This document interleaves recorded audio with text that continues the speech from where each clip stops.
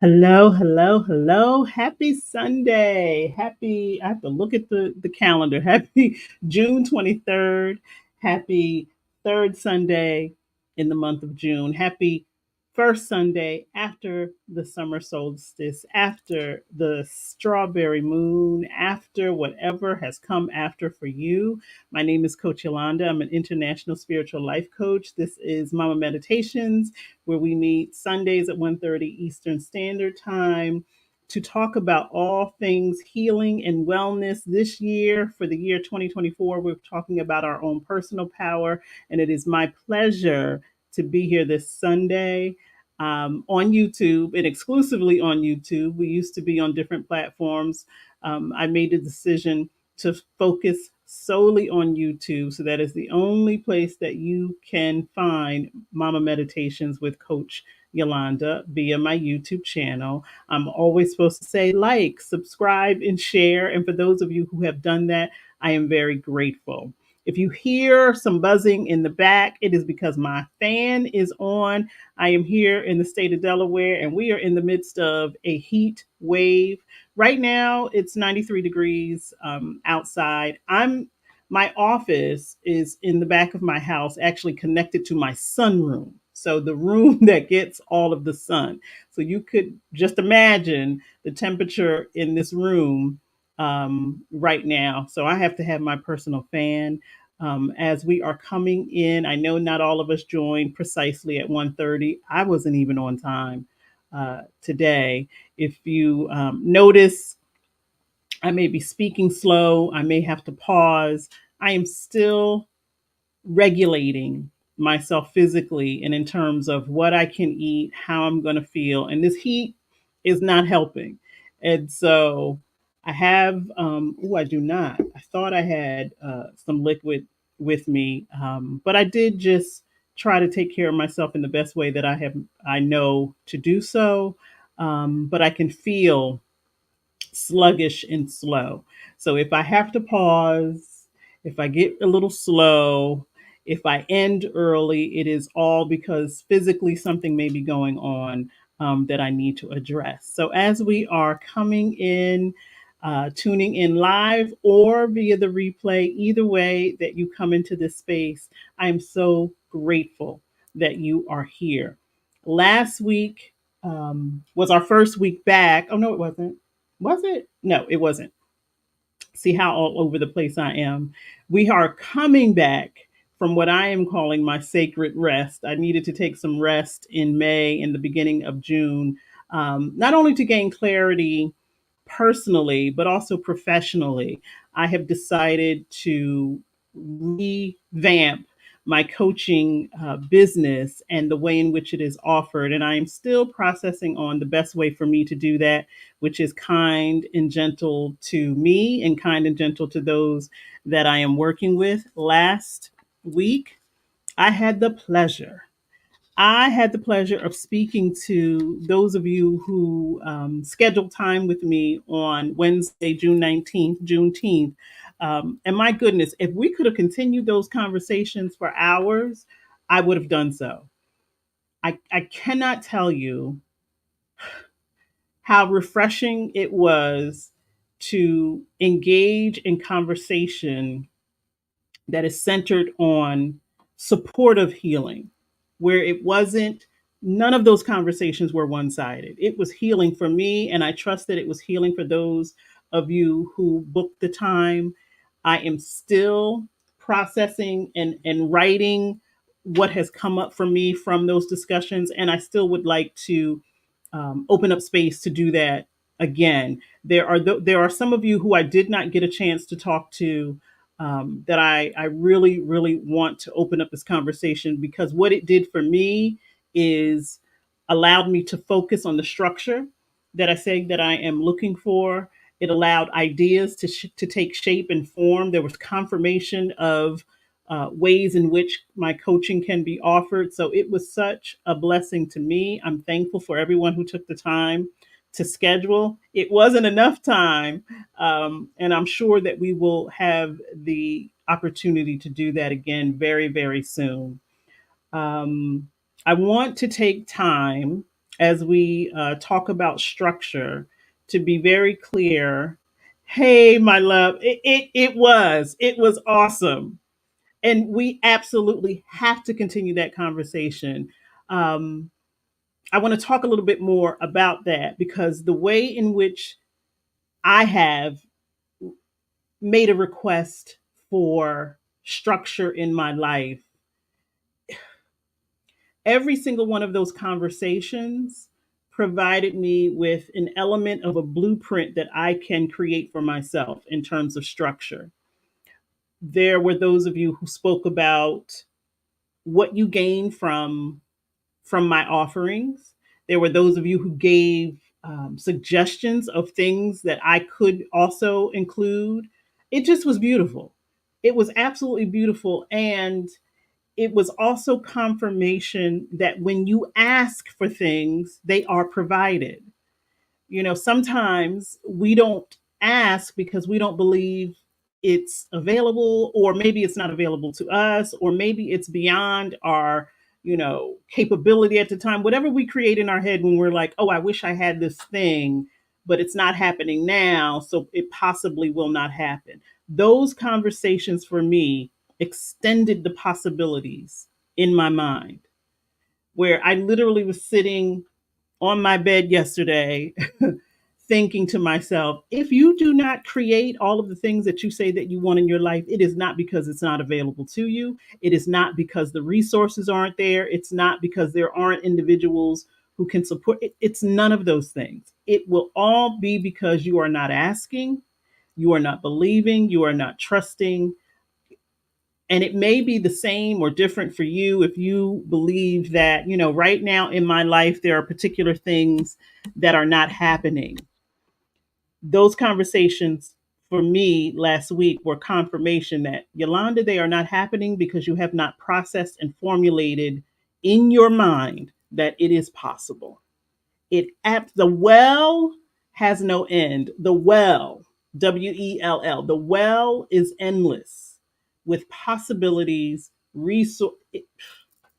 I'm grateful. I'm grateful for those of you who supported me in a way that I may not even know that I needed, because I really didn't have any expectation or framework for what those conversations were going to be. I just said, if you want to book some time and let's talk about working together, that's what the ask was. But it became, and it is hopefully going to become so much more as we continue to have the conversations and as we trust and believe in who we are, so that we're not just dreaming, we're not just envisioning, we're not just hoping and wishing. We are actively participating in creating the life that we desire, actively participating. And most of us are already doing that. Metabolic Maven, I know that you are actively participating in planning for something that is a goal for you. And when we talked about, well, what happens if maybe a workout doesn't happen, and you're like, well, I haven't missed one yet, so you are an active participant in your future goals. Many of us have the goals, we've written them down on paper, we've dreamt about them, placed ourselves in the vision of those dreams, but we have to be honest and ask, am I an active participant in this dream? Am I pushing it forward, or am I just regurgitating the same dream over and over again, but also telling myself it's not going to happen? I don't know, if I'm the right person. We do that too. When you become an active participant and you start to see things unfold, we're not worried about the timing, because for many of us, if they don't happen immediately, or if they don't happen in the time frame that we think they're supposed to happen, we can get discouraged. But when I am saying, please be encouraged when you can see that you're an active participant, when you are doing the work. Now, having said that, I know that there are many of us who believe that we have been an active participant in many things in the past that did not come to fruition. Whether it's a relationship, a career, some goal that we may have had in mind. You were like, I was in there, I was doing the work, and it just did not happen in the way that I desired to happen. Perhaps that was also part of the process. Perhaps that is where you needed to learn some particular things so that when that thing comes around again in a different entity, in a different form, you already went through what you needed to go through for it to come to pass. So maybe the relationships in the past didn't work, but maybe you learned something in those relationships so that, and I am never one to believe that we only get one shot at love. We only get one shot at any particular thing, but perhaps those things in the past did not evolve in the way that you would have liked for them to evolve because it was part of the process for you to gain what you believe to be success later on. We don't know. But if we remain hopeful, if we remain in an energy of belief, if your thoughts, your feelings, and behaviors make you an active participant in the dream, then I say please continue and give yourself credit. Oftentimes, we don't want to give ourselves credit for the work that we are doing, have done. I am grateful for every experience that I have gone through because I know it brings me to this point and it will take me that much further. I'm grateful that I learned a lot of the lessons that I needed to learn when I was young enough that they did not, sting as much. I think about that. It's like if you went through some of those things you went through at your age now, you may not have been able to recover in the same way. When we're young and full of vitality and things seem to, not bother us as much or not become permanent, we're a lot more resilient. I'm grateful. If I had to have that heartache, that heartbreak, I'm glad it happened then as opposed to now. Because I don't know how many more heartaches, heartbreaks I have within me at this age. I don't know. I don't know. They may take me under in a different way that I was not expecting. And so I'm grateful again to those of you who opened up your trust with me last Wednesday. We are going to continue the conversation. I would like to invite others into the conversation because what I learned about the individuals that I spoke with last week is that you are magnificent. I already knew that, but you are magnificent. And I really was in awe of the talent. I'm like, I'm just in awe. When people tell me what it is that they do or what it is that they have done, I'm always in awe. Not because I don't believe in our abilities, but it's like we're down here being superheroes and we don't always acknowledge it. Like we are real live superheroes. I don't know if any of you watch the show The Boys, which is about superheroes not being the heroes that we think they are. Um, I have just started to watch it because I heard so many people talking about it. I was like, let me see what this is about. Because for me, I'm going to get a message out of it. And so the message that I've been getting that even those of us who are placed on pedestals because we have some gift, some talent, some genius that other people, applaud and honor, even those among us, those superheroes among us, still have some uncertainty, still live with some insecurities, still are human. Even superhuman people with superhuman abilities are still human. And at the end of the day, it doesn't mean that we're less than. It means that there is a common thread among all of us, that we are all trying to figure this thing called life out. Some days are better than others. Some days we think we're doing our very best, only to live a little bit more and learn a little bit more and recognize I didn't know what the heck I was doing, saying, or what thoughts were being created. But now that I'm more aware, it's like when you know better, you hopefully do better. That's what I'm gathering from this television show that even those of us that we believe have it all put together, we still human. We are still human. And we should always acknowledge all of who we are and not always just look for what are the perfect pieces of me that I want other people to see and that I'm okay with. Be okay with the perfect pieces and be okay with the pieces that are broken, fractured, got tape and glue all over them. Be grateful for it all because it all makes who you are in this right now moment. You would not be who you were if you did not go through the things that you have gone through.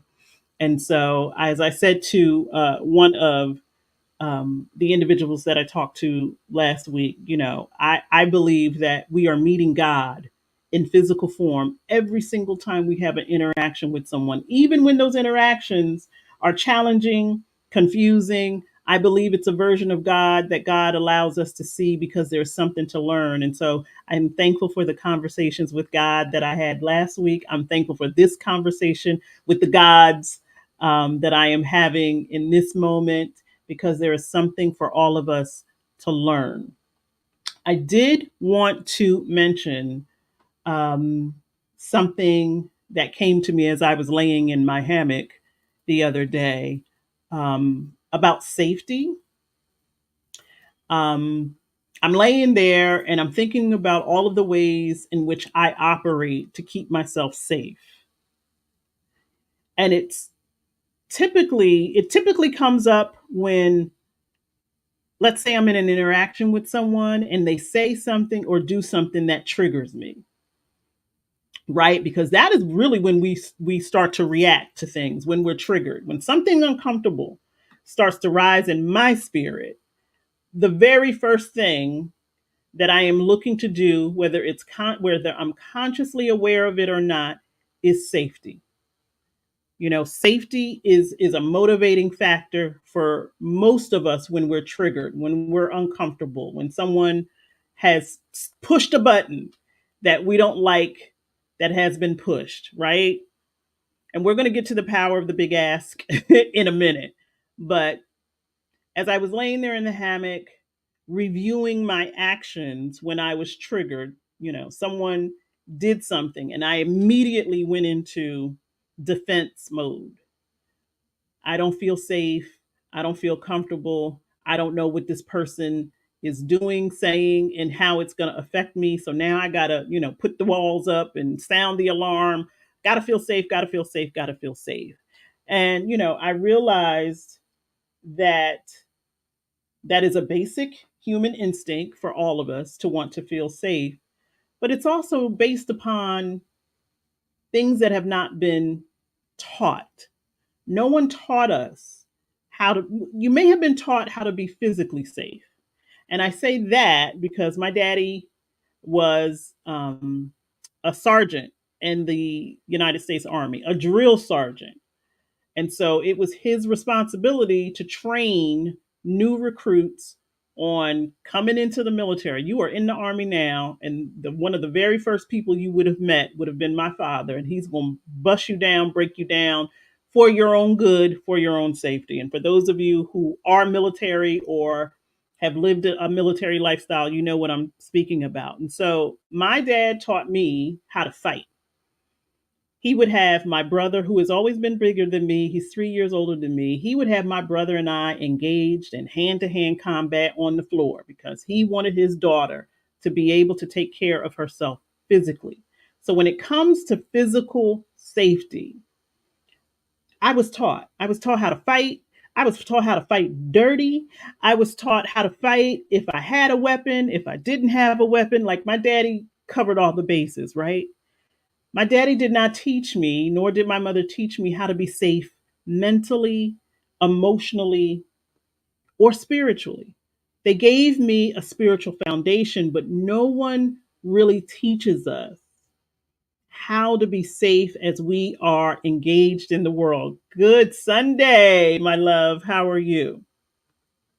And we may have touched on this in some of our conversations last Wednesday. No one really teaches us how to be safe mentally, emotionally, spiritually. You may get that, education physically, but physically in terms of how to fight, not necessarily of how to position yourself physically so that you are well, you are balanced. We spoke about this. Who really teaches us how to meditate so that we are physically in a space of wellness? You could be in a room of chaos, but you are well in that chaos because you have learned how to regulate yourself physically, how to position yourself. So, how your posture also tells a story about how you feel about yourself. You know, when you see someone standing up straight versus someone who kind of shrinks into themselves, you may be encountering someone that doesn't feel safe physically.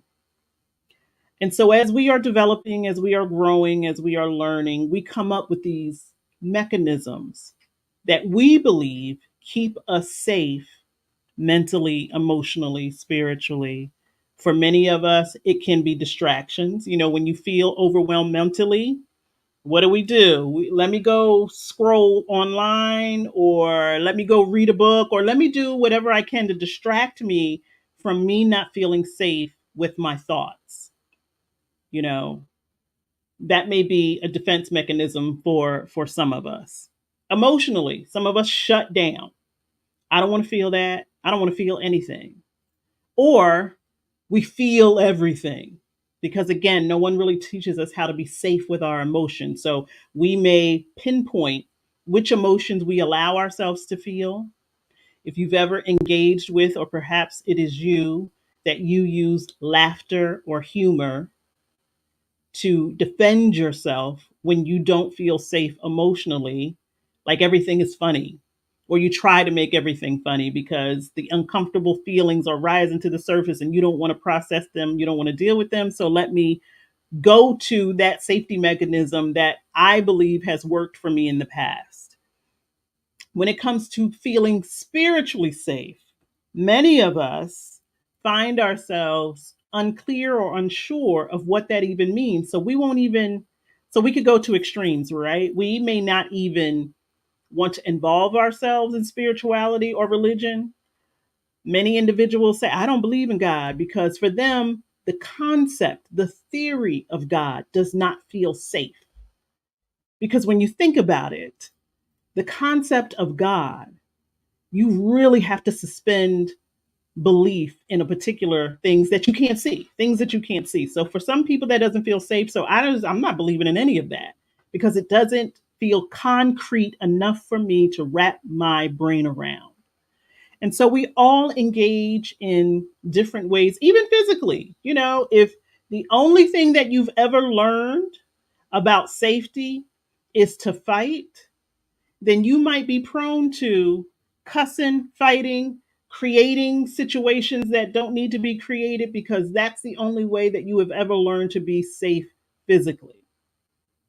Like, I've got to bark before other people bark at me. All of them defense mechanisms that humans use in order to feel safe, because safety is not really taught. It is literally something we have to learn.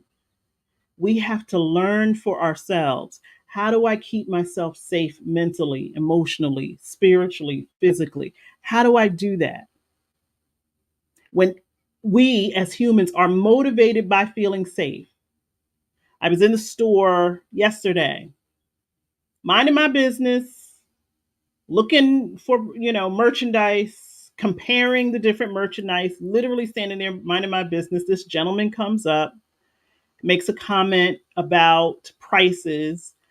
Because I'm human, I'm going to acknowledge his presence. And I say, yeah, prices are going up. And he immediately goes into a political tirade against the president. Bah, bah, bah, bah, bah, bah. And I'm looking at him like, what made you think that I wanted to engage with you in that way? Simply by me saying, yeah, what is it that makes people feel like I have to engage in interactions with people that I know are going to cause disagreement, discomfort, or whatever? Like, there's something going on where you think that's the way I have to engage with another human. And we see it all day, every day online, where someone offers and says, here, look at my tomato I grew. And then you've got a slew of people telling them you did it wrong. That thing is ugly. I hope it got worms in it. I bet you are not going to grow another tomato. Why would you grow tomatoes? That's racist. Like, it's like, that's the way you think you're supposed to engage with with other humans, by causing triggers, by being a trigger point, but if no one taught you how to be safe, and no one is continuously teaching you that you are safe, you might think that that's the proper way, because we have gotten to that place in society where we think the way to engage in conversation is to hurt people before they hurt us. Or I'm hurting, so I want everybody else to hurt. Or the only way that I'm going to get attention is to hurt or harm or be disruptive. Whatever people's motivation, I believe that one of the primary motivators for humans is I want to feel safe. And we will go about all kinds of ways in which to make that happen. And they're not always healthy.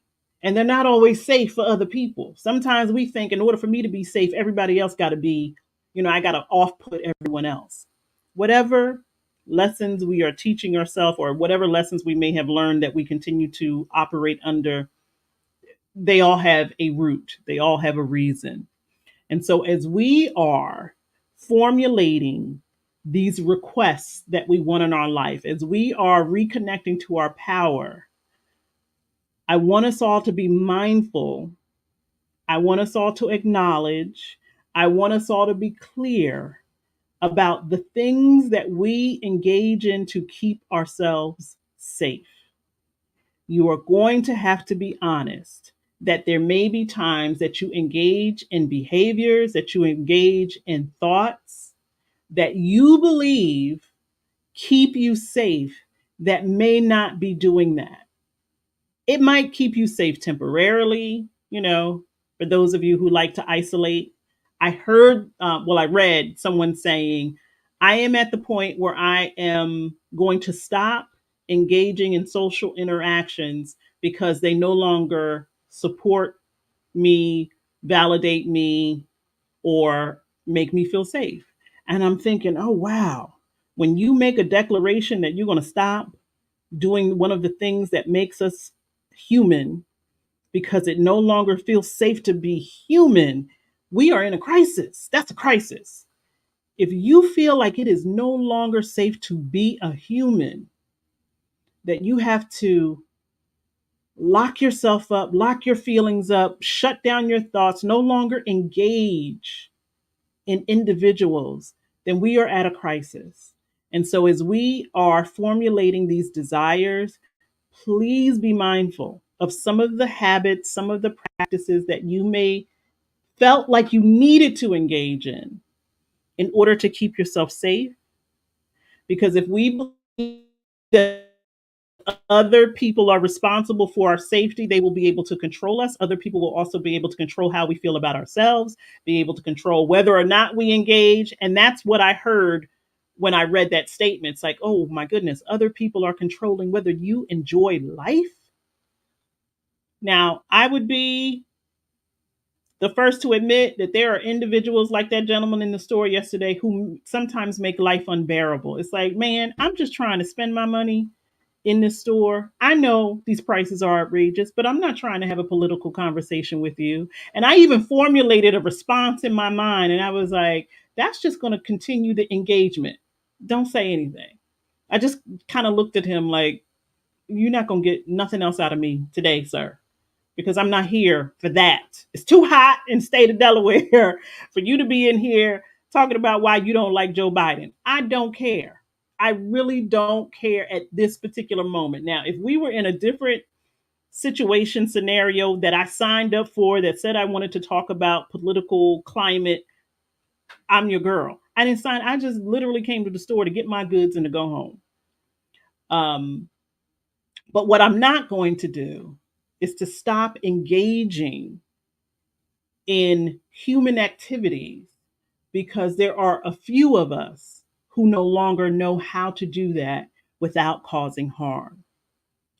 Please be mindful if you might be the one causing yourself harm because you have adopted habits, principles, behaviors, thoughts that you believe is keeping you safe. And so what I've been telling myself is I need to keep a safety journal, because what happened is he's not on here right now, but I'm just going to say it. My beloved said something, and I could feel my reaction was based upon past stuff that didn't even have anything to do with him. But because what he said sounded familiar, and I know he's now going to ask me, what is it that I said? I don't even remember. I don't remember what he said, but I remember how I responded. I remember my initial reaction, and I'm grateful that I caught myself before I went into that old pattern of retreat, retreat, retreat. This does not feel safe. This does not feel safe. This man is about to take you to a place that's not safe. You got to do something. You got to do something. I'm grateful that I acknowledged and heard what my response was going to be first before it came out. And I was able to say, that's not who you want to be. That's not how you want to show up in this relationship. Do something different. And I'm grateful for that. And I recognize through my conversations last week when individuals were asking me questions that part of that was coming up.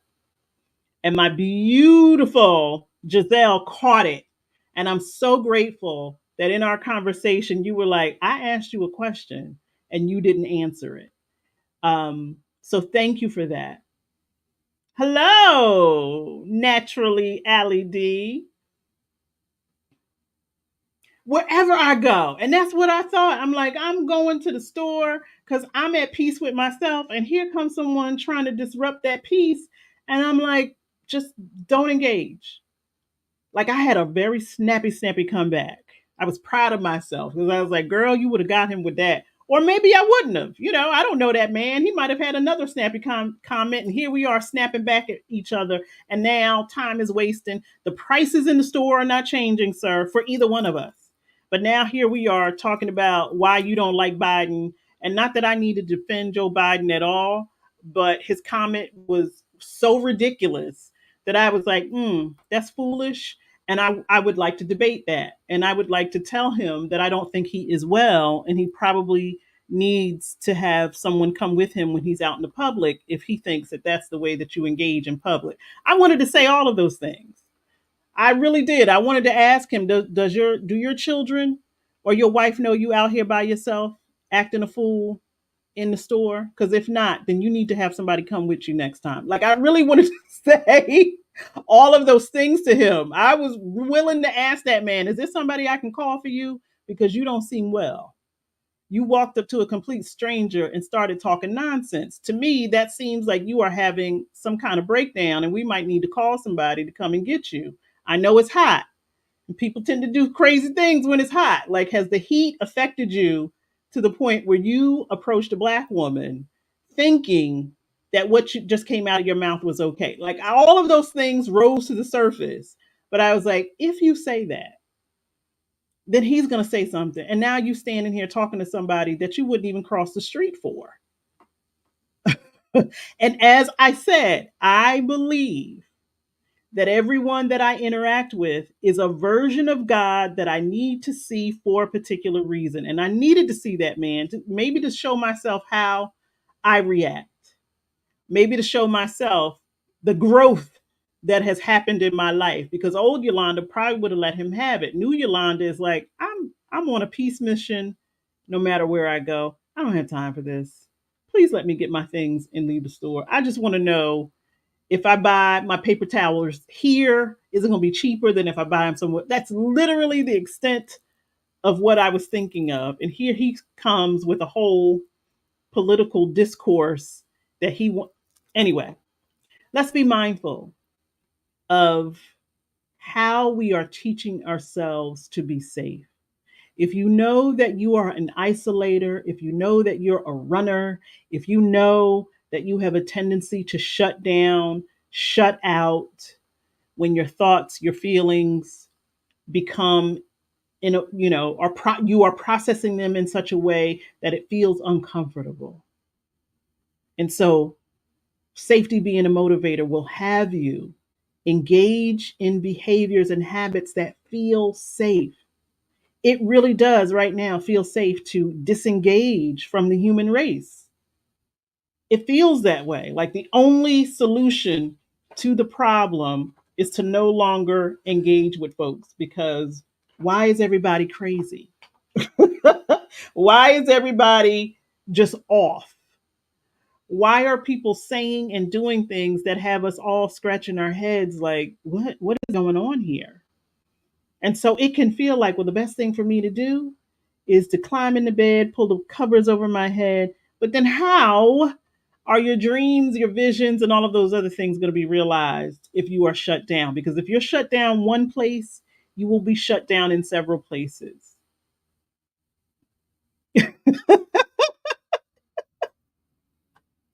Yes.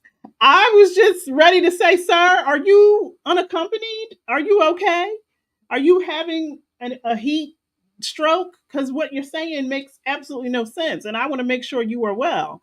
But I'm like, it wasn't worth it. It really wasn't worth my peace to further the interaction. I just was kind of looking at him like, all right, if that's the way you want to walk in the world, you go ahead and do that. I am also fully committed to allowing people to be exactly who they desire to be. I am not on a um a mission of peace where I feel like I got to transform people who never asked me to do that for them. I don't I am at the point in my life where if you want to argue that the earth is flat, I'm going to tell you it sounds like you are committed to believe in that, and that's all right with me. I'm not. I am not. I would like to have my focus, my time, and attention in places and spaces of growth and evolution, and where people are open minded and open hearted.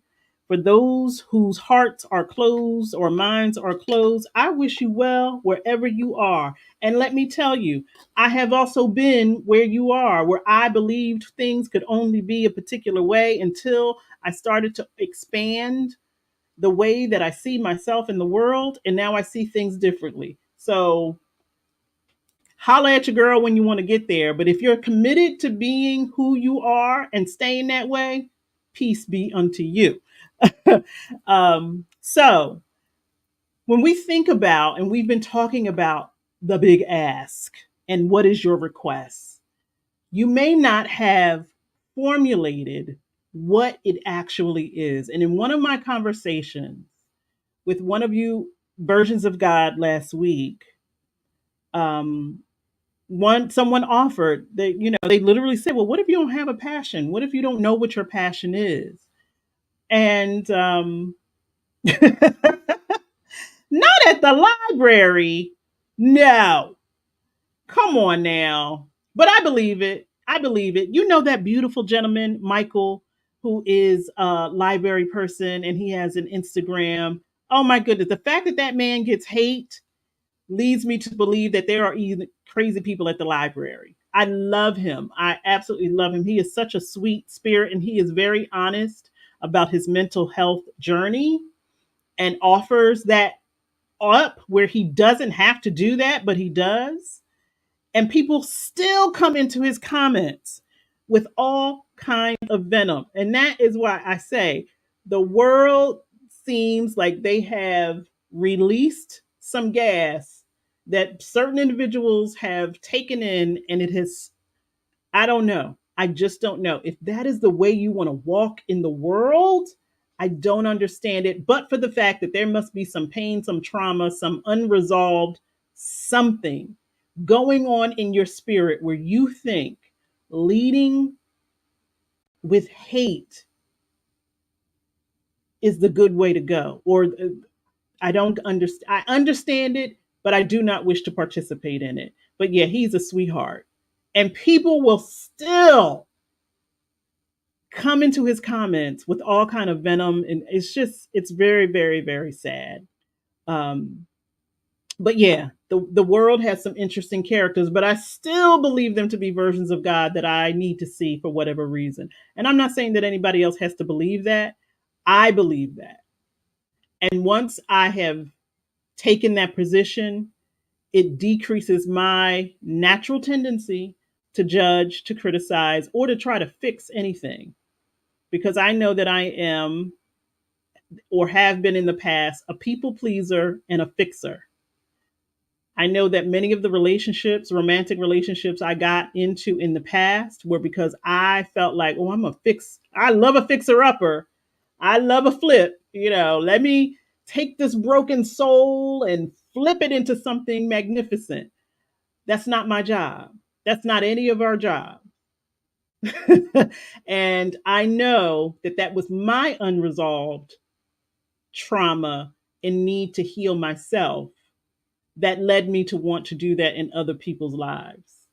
Everyone, in my opinion, is a version of God that I need to see to show me, teach me something either about myself or about humanity as a whole. Yes. Yes.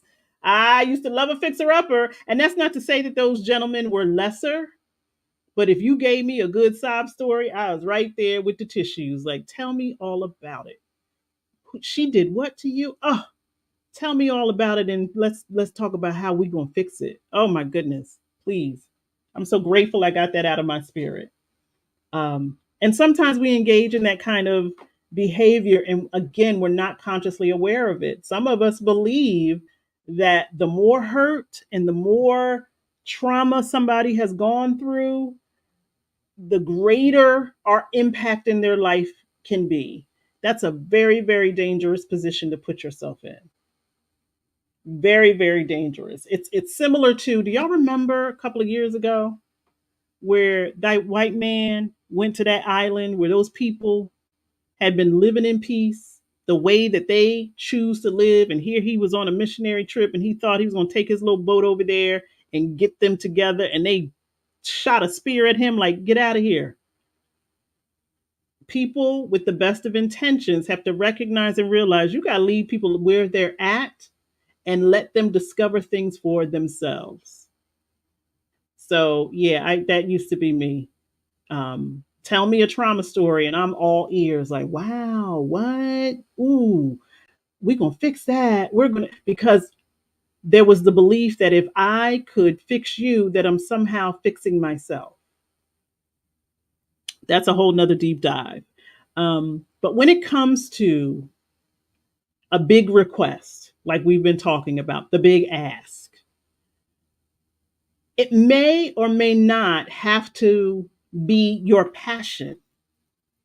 And so last week when I was talking to one of the versions of God, and they were like, "Well, I don't really even know what my passion is," and I'm like, "Well, what makes you think like?" I think we believe that we have to have this one sole passion and purpose, and if we're not operating through that vehicle, then we're not spiritually connected in some way. And yes, it was very much giving white privilege, and I know what's good for you. And they were like, "Yeah, we know what's good for you. Get up out of here."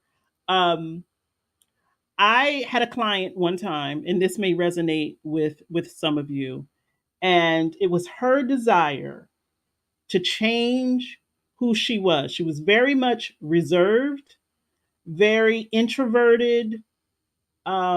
That just was her character. Very quiet, and it was her desire, which she came to me because she said, "I want to be able to do what you do and what others do." And I said, "Explain what you think it is that I do." She said, "When you come online and you talk to people and you're engaging and you're able to form thoughts, opinions, blah, blah, blah, blah. And I would like to do that." She said, "But I don't like public speaking. I find it difficult to formulate thoughts on the spot. And I talk in a very low tone." She had been asked to do a particular activity at her church. And she's like, "I got all this anxiety around it because I'm not a public speaker. I don't want to go before the church." She's like, "I know exactly what needs to be done. And I know exactly how to position everyone to do it. I just don't want to be in the forefront. So I want you to coach me how to be in the forefront." And so I was like, "You think that I'm going to tell you to change everything about who you are so you can become something else? That's not what I do. Nor do I believe that it's what any one of us have to do." I said, "If your true passion and if the true purpose is to see the work done, who says that you have to be in the forefront to do it?" And so I reminded her um, about Oprah Winfrey. We all, well, not all of us anymore. There was a time when we all loved Oprah. Some of us still do, or at least love what she has been able to create. But Oprah would not be Oprah if it weren't for the people in the background. And if you watched her show back in the day, you might remember that every once in a while she would have one of her producers come out and they would all, be trying to hide their faces. They didn't want to be in the forefront. But they believed enough in what Oprah was doing, what she was creating, that they were like, we're going to be back here producing so that you can do what it is that you do because no one does it like you do it. For those of us who are old enough to remember Phil Donahue, for those of us who are old enough to remember Sally Jesse Raphael, like there were a whole lot of Mike Douglas. Oh, I'm really aging myself. Merv Griffin, like there were a whole lot of people, Dinah Shore, that had talk shows throughout the history of television. There was a time just about every celebrity had a talk show. When Oprah came on the scene, it primarily was Phil Donahue. Phil Donahue was at the top. Oprah came and knocked him out the water. Okay. When I tell you, you had to be there to understand the significance of Oprah Winfrey's platform. This Black woman seemed to come out of nowhere and redefine what morning or afternoon talk show was and what it looked like. She would not have been able to do it without the people who were on the other side of the camera. And every once in a while, she would bring them out. I remember one of them was named Sally. And so I said to my client, what if you were a Sally instead of an Oprah? What if you were behind the scenes, making sure that the message, making sure that the impact, making sure that all of the things that everyone hoped and dreamed would happen happens? Because somebody's got to be back there making sure things are running the way that they need to run. And if any one of you had ever watched when they did the behind the scenes of the Oprah Winfrey show, to see all of the people that it took to make that show what it was, we would not just applaud Oprah, we would applaud the people who made Oprah who she is. And so sometimes your passion, your the thing that you love doesn't mean that you're going to be the face of it, doesn't mean that you're going to be the sole provider, doesn't mean that you're going to be the spokesperson for whatever that is, doesn't mean it has to be on a large scale, where unless that's what the dream is. But if the dream really is about producing a particular thing or supporting a particular thing, creating a particular thing, and you put your focus, your time, and your attention into that thing, you have to ask yourself, does it matter if I'm at the front of it, or does it matter that the work gets done? And so, what I said to this individual was, you are raising a family. There is passion in that. What the heck? Sorry, y'all. Something just popped up on my screen. I got to get there. We go. I don't know if y'all saw it, but something popped up on my screen. There is passion in that. And so sometimes we tell ourselves, well, I don't have a big request. I don't have a passion. I don't have any power. I don't. We all do. We all possess something. It doesn't mean that it has to be on Front Street, as we used to say. Doesn't mean that it has to be on a platform. Doesn't mean that millions of people have to see it. What I said to her is, you are raising two individuals who are going to go out into the world, and it's a hard job that doesn't get enough recognition.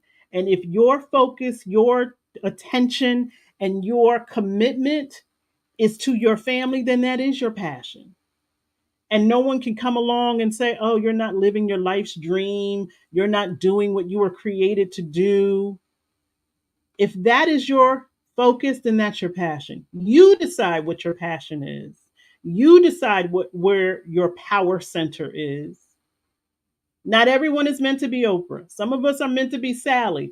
Even still, some of us are meant to be Andre. Andre is who took care of Oprah's hair all those years. You know what I mean? Like, someone has to do the work that does not always get recognized, that does not always get acknowledged. And you have to ask yourself, are you comfortable with that as long as the work gets done, whatever that work is? And if your work is, I just want to be able to go to the store in peace, say hello to everybody, lend a smile, say have a good day, and come home. That sounds passionate to me. If your passion is to get up and cook dinner 3 days out of the 7 days of the week, and you're able to accomplish that, that's your passion. Let us not think that this platform or any other platform is saying that you have to have these grand, big ideas. It only has to be big and grand to you because it's your vision, your dream. If your vision and your dream is to have a happy family that comes together every Sunday for dinner, and you are able to accomplish that, then that's your passion. When I look back at my parents' life and other people's lives, I don't know how they would estimate what they did. I'm in awe that my parents, coming from where they came from, were able to create a life where we were comfortable. We weren't rich. There were days when things were looking, kind of bleak, but we were never hungry. And this is coming from two parents who came from poverty. I'm amazed that they were able to amass that, and also able to amass that at a time when African Americans in this country were faced with legal reasons why they were not supposed to be able to do that. The very community that my family bought a home in, purchased a home cash in, was a community that fought to the Supreme Court to keep Black people out of. And the fact that my dad was like, well, this is where we live in, where they told us we couldn't. This is exactly where we're going to live. I fought for this country and they're telling me I can't live in this community. Guess where we're going to live? Right here. And my mother hated that house, but I understood some of the motivation for my father was kind of like, you're not going to tell me where I'm going to live with my good government money that I damn near gave my life for. And so, as we are formulating the big ask, the big request, and why it is essential to living your life, please don't get into this headspace that I'm not doing what other people are doing, or I need to be doing what she's doing, what he's doing, or if it's not behind a microphone, that it's not happening. You have to decide what your passion, what your purpose, what your power is. And it is relative to who you are, not what anyone else is telling you. No one else gets to tell you what your success is.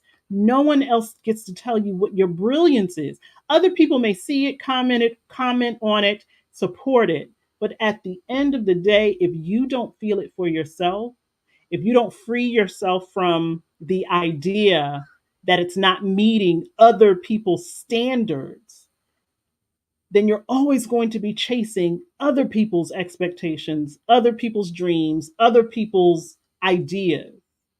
You have to formulate that for yourself. Now, if your dream, your passion is to speak before millions, then full force ahead.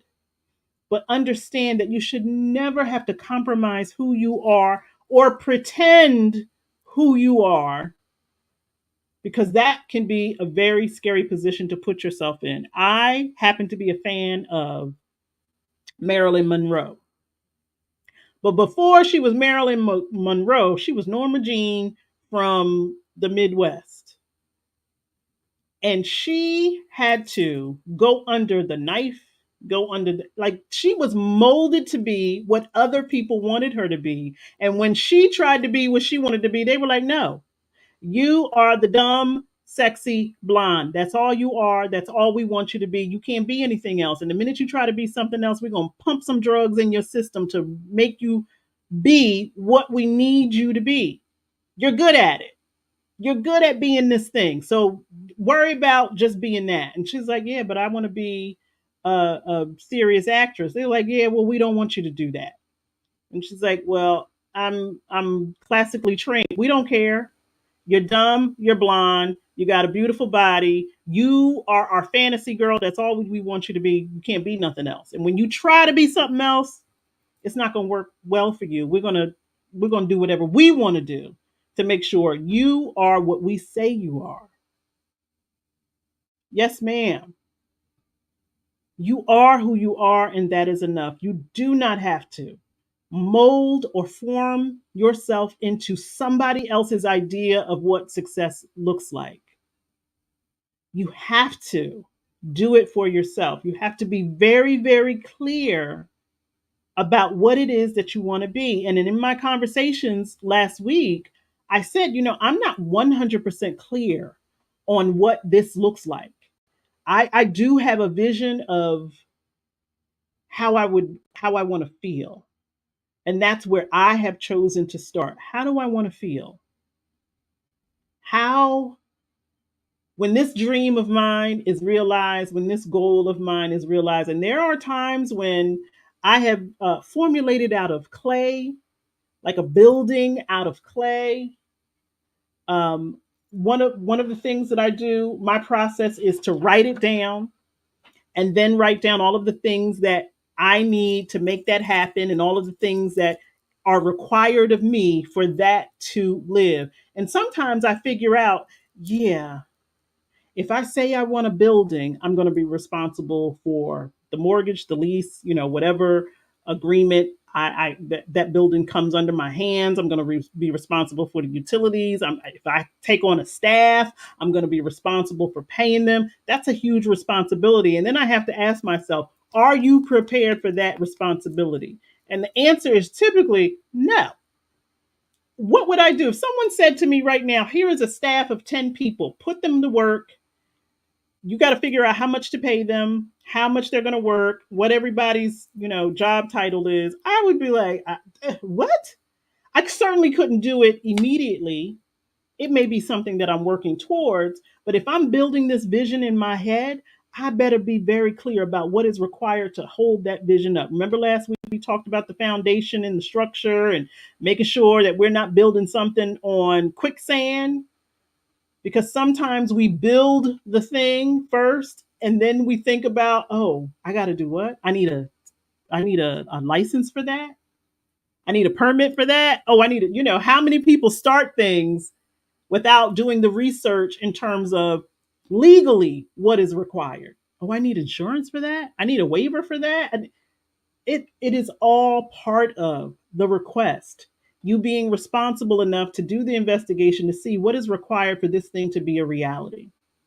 And remember, I was just talking about Oprah. Some of those things Oprah didn't have to worry about because she was able to hire the people whose responsibility it was for making sure those things got done. But one of the things that I always learned from Oprah is that no one signed anything for her.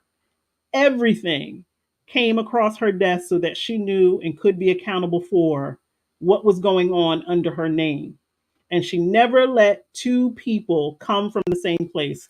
She never let her attorney and her accountant be, in bed together, because they could get together and decide, how do we make ourselves rich based upon her needing our services. So she had one firm doing this, one firm doing that. She's like, you never want one person to hire all of the people that need to work for you, because their interests may be with themselves instead of the end product. Those are some things that I learned from Oprah building her empire, is that nothing gets signed on her behalf. Everything has to come through her so that she is aware of what is going on, but she still could not do what she has done without people in the background also supporting her passion. So be very clear. Do you need to be the figurehead of whatever it is that you decide is your passion? Or are you okay working behind the scenes and maybe not getting the public recognition, but you get to sit back and say, that happened because of me? I am okay with that in particular circumstances. I do it every day. I don't have to take credit for anything that happens in the child care center that I work in. I don't have to, no one even has to know I had a part in any of it. As long as it gets done, as long as it is successful, as long as the children are taken care of, that is the passion, that is the purpose, that's what matters.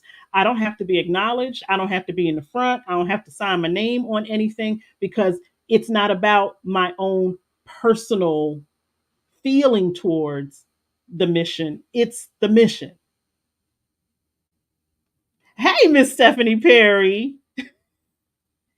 That's right. And I get to say I kept my personal integrity intact. I didn't have to transform myself. There are so many people who are transforming themselves into particular things because it's popular or because that's what people want to see, and they never get to be who they truly are. How many more times do we have to see child actors or just people in positions where they're told, this is what we want you to do? This is what I just saw a video of Raven Simone. She was like, I don't remember anything that I did as a child. I did what I was supposed to do.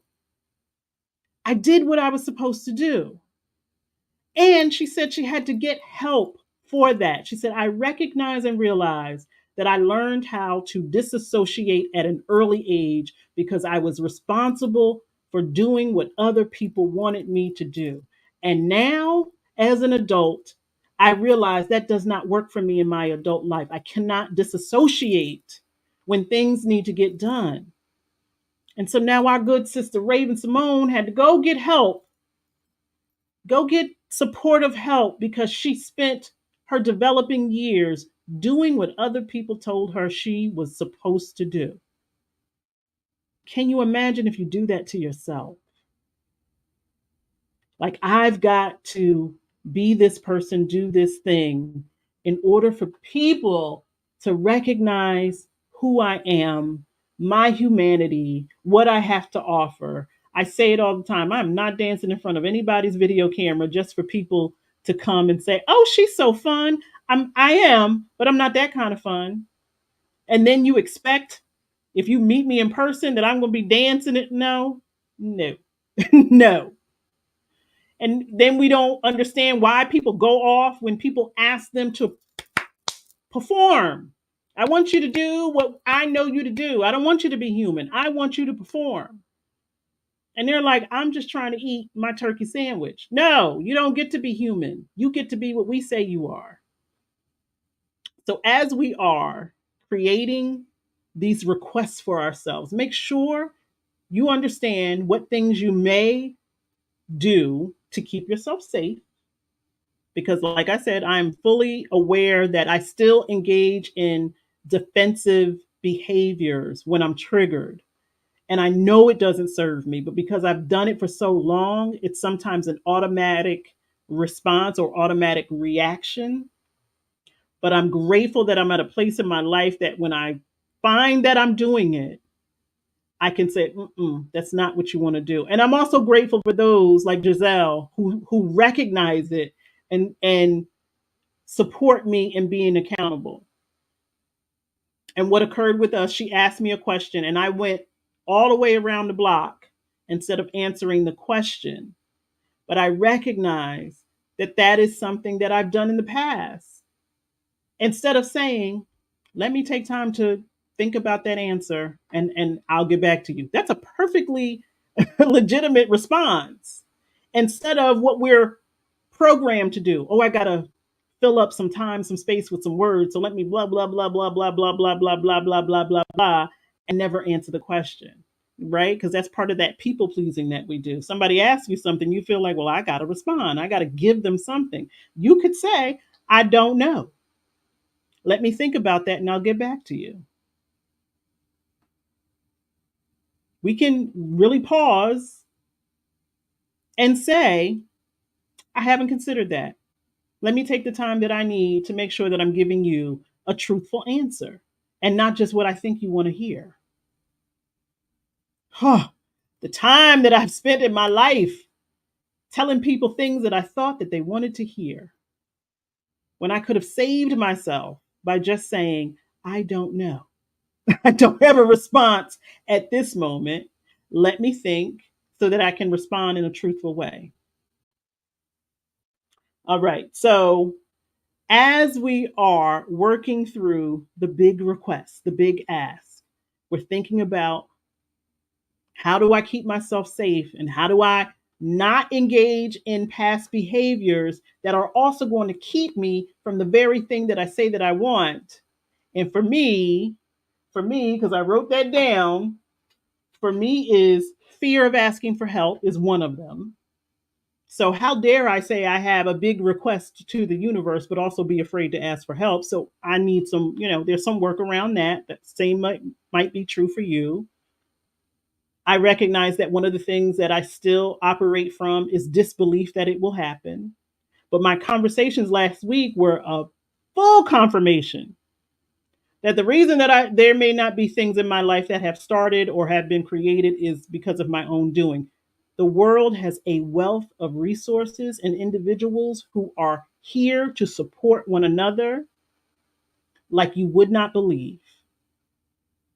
It is not by accident that we are in this space together. It is not. I'm telling you, the way the calls were designed last week could have been a master class on 6 degrees of separation, because I would have a conversation with one person and the very next person would be like, I'm looking for someone that was directly related to the person that I had a previous conversation. And it kept happening, kept happening, kept happening.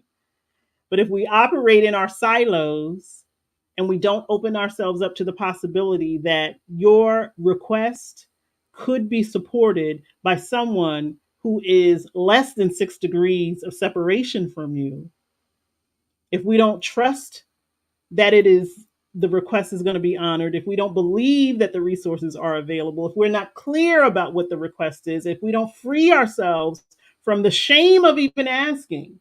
Some of us are afraid, not afraid, or ashamed that we even have to ask. I know I am in that category. I feel ashamed that at this age, I still have to ask for things. Like, I think I'm supposed to have it all figured out. Why do I have to still ask for? Because you're human, Yolanda, and there is no shame in not knowing. There is no shame in not knowing. There is no shame in not knowing when it's new to you.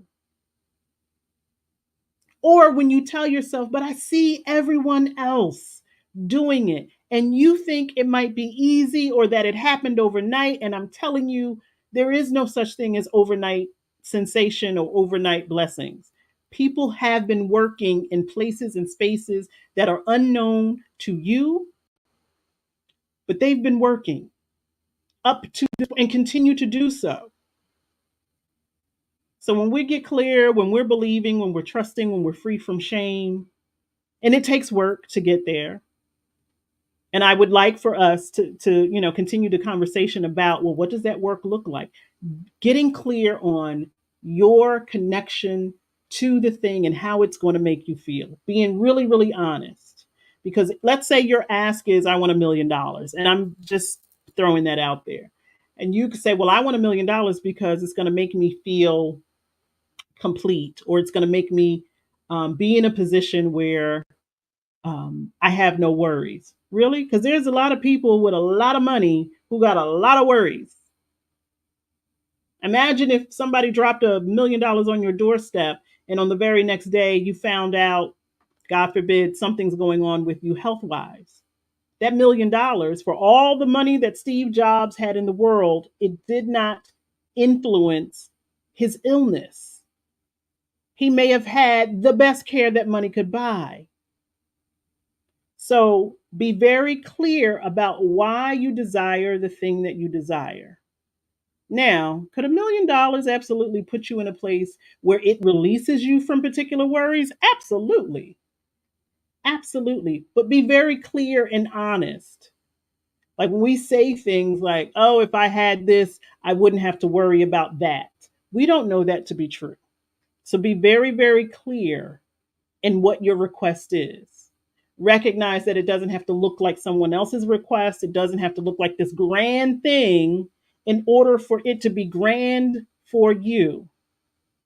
And I think I promised last week that we were going to have an exercise I would still like for us to revisit the 2020, 20 minutes in the morning, 20 minutes in the evening. You might already be doing that. And if you are, add 20 more minutes. Give yourself the time in the morning, give yourself the time in the evening to really get clear about who you are, what you desire, not the mechanics so much. And it can be done through journaling, it could be done through video. I had a client that for them, writing did not work. She preferred to talk to herself in recordings that she would go back and listen to. So do that as your journal. Do a video journal. You never know. You might be able to use that content for something else later. I love going outside in the hammock on and just talking, just looking up in space in the sky. And if somebody comes out there, I'm like, why are you out here? I'm talking to myself. I'm having conversation with myself. And I do that often because that is how I process who I am. That is where I big myself up. That is where I pour into myself or in the shower. But we need space and time to sit with ourselves to gain clarity. I talked to someone last week also about meditation. Meditation looks different for all of us. Please don't put yourself in the box that says I have to sit crisscross applesauce dressed in white with my hands open like this and my eyes closed, with music playing in order to call it meditation. Meditation happens when your focus and your attention are aligned in such a way that things are coming to you or things are coming from you. That's my definition. You could be washing the dishes and you're having thoughts and you're having feelings, and you may even start to physically feel different. It's you giving time to you because you are certainly giving time to others. And I would even offer that you take a look at the time that you are giving to others in comparison to how much time you give yourself and increase where the time that you spend with yourself. I have to say that I'm at the point in my life that there are times when the phone rings and I'm like I'm having time to myself. They don't know that. The other person on the other end of the phone call doesn't know that. I know that. There was a time when I would answer the phone every single time. Now, I have to prioritize my time with myself because what that does, and it also tells my nervous system that I am a priority. There was a time when I lived with that anxiety in my body that if a text message or a telephone call came, I had to respond, gotta respond, gotta respond. Some of us are like that with our phones. We have to have it with us all the time. Put that phone down. Put the phone down and spend time with yourself. Engage in all of the aspects of who you are mentally, physically, spiritually, emotionally. I cannot say it enough. You need to know where you are in all of those areas of your life. What are the pervasive thoughts, the pervasive worries? What are the pervasive feelings? How are you physically? Where is there a tight muscle that you've been ignoring? Where is there a pain? Where is there a bruise or a scratch that you may be ignoring? I recognize as I sit in front of the mirror the other day that I had a scratch, and I'm like, I don't even know where that came from. What are the origins of this thing? Am I doing so much that I'm hurting myself or I'm being hurt and I don't even recognize it?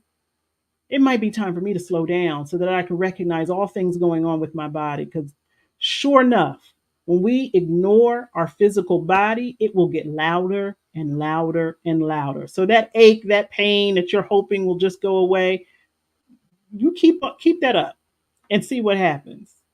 When your body is like, I'm tired of her ignoring me. So now I got to shout. Now I got to scream.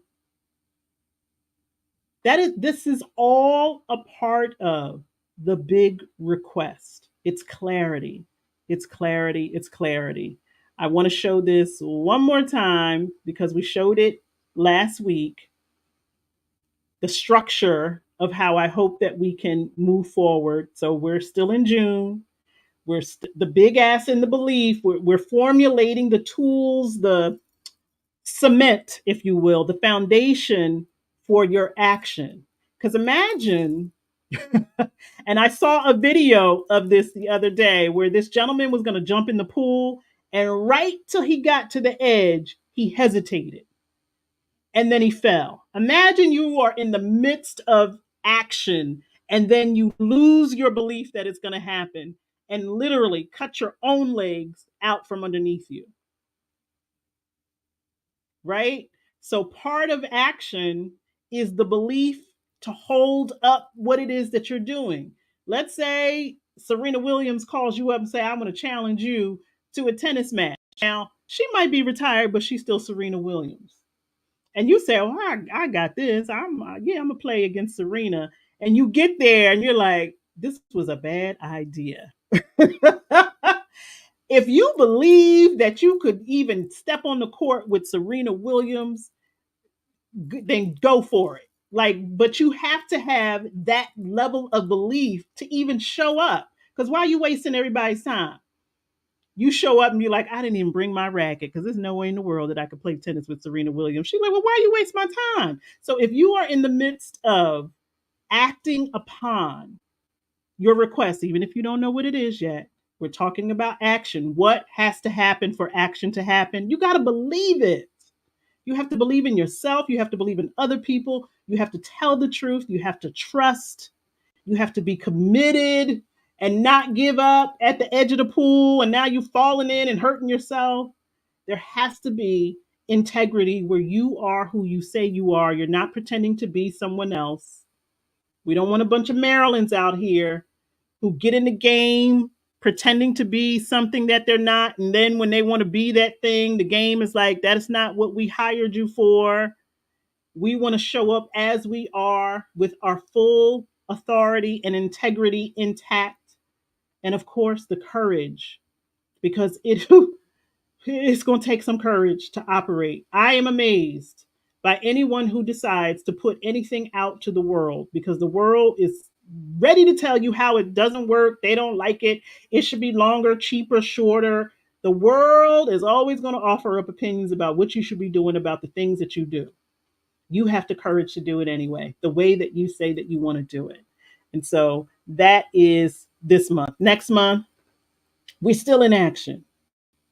And that's where we're going to be talking more about the support found in this community and other places, accountability to one another, accountability to the world, really, because we're all responsible for one another.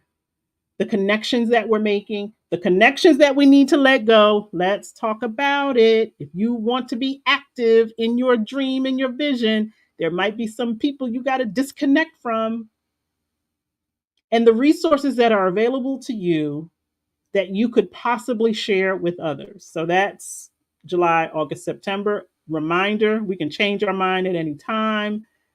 But by the end of this year, it is my intention that we each see ourselves differently, that we each see ourselves and call ourselves confident with our full authority, that we are as regulated as we can be, recognizing that we are in the world and sometimes the world can have us dysregulated, and with an amount of mastery. As I said, when that gentleman offered up whatever he was offering, and I had all of these comments formulated in my mind, to me, the mastery was understanding that to further this engagement is not going to serve either one of us well. To me, it was a mastery of self control and honoring who I am and who I choose to be and how I show up in the world, no matter what the world is putting out, no matter how many people choose to behave in whatever way they choose to behave. I am mastering the way that I show up in this world. You are not going to get me. You might have triggered me, but you're not going to get me to react the way that you want me to react. We have to understand that when people are in pain, what they also want is an ally, and they don't care how they go about it. If you are experiencing pain, you want someone else to acknowledge it. In some ways, that people go about doing that is being painful, being harmful. We have to be at a level of mastery where we understand I don't have to engage in that kind of behavior just because, or as people say, match someone else's energy. I'm never going to match someone else's energy. I am in control of my energy. You could behave however you want. I am going to stand in who I believe myself to be, because if I let myself down, I have to live with that. And those are the kind of things that keep me up at night. Like, you were acting a fool. Those people had you acting crazy, and you know you didn't want to do that. You know that's not the way you wanted to show up. That would have me up at 2 o'clock in the morning, rethinking the thing over and over of how I could have done it differently, of how I could have showed up differently, of how I could have responded instead of reacted. And so I am grateful for the level of mastery that I see in my spirit, where the way I really want to react is not my first go to, that I'm able to pause, but it does still show up. And I'm grateful that I acknowledge that as well. Now would be a good time to meditate. You are so welcome. That's right. Mindfulness is key. And for those of you who study traditional mindfulness practices, I have studied them as well, and I tweak them. Not because I don't think they don't give a great foundation, but because I recognize that I am who I am, and I don't try to fit myself into particular boxes. I take what is offered and I see myself in it, and I translate that into a language that speaks to my heart. And so for me, as someone who has practiced mindfulness, I can't tell you to take a grape, eat the grape, determine how the grape feels, stay in the moment. I could tell you that, but that's not how it resonates with me. To me, mindfulness is being clear about who I am at all times, so that if anyone came up to me and asked me who I was, I could tell you who I am. And maybe I don't even have to tell you. You can see based upon the way that I live my life and the way that I show up. All right, now, do y'all see our sister putting it out? She wants to connect with professionals and individuals who need personalized guidance on integrating essential oils into their wellness cabinet. I know that there is someone in this community, in this space, even if they're watching the replay, who is like, I really would like to know more about essential oils. I don't know where to start. Natural Alley D is telling you, start with me. Put your contact information, please, email, recognizing that this lives on the internet forever. How is it best for people to contact you? There is also an individual in our midst who does business writing. She has the ability, she's a writer. She has the ability to take what it is that you do and put it into a framework that makes sense to other people. It's what she does. I don't know if she's here right now, but I'm going to get her contact information and share it, because there are individuals in this space who possess a resource, a form of support. And how is anyone going to know that if we don't say it, if we don't put it out there, if we, keep it to ourselves? I have someone in this space who is going to get me right physically, who is going to support me in getting myself right physically. Let me rephrase that. And I'm grateful for her expertise. As I said, it may look like it takes someone 30 minutes to do what they do. It probably has taken 30 years for them to gain all of the experience, the knowledge, the courage, the wisdom, the failures, the triumphs. All of that is built into what it is that we do. And my conversations last week have led me to create something that gives us an opportunity to do more of the sharing, more of the connection. But again, I want to be very clear about what it is, how it's supposed to be born. Um, yeah, what speaks to your soul? Because if it doesn't speak to your heart, if it doesn't speak the language of your heart, you will not understand it. Imagine going to another country, and even if you know some of the language, it could just feel like people are spitting words at you if it doesn't speak to your heart.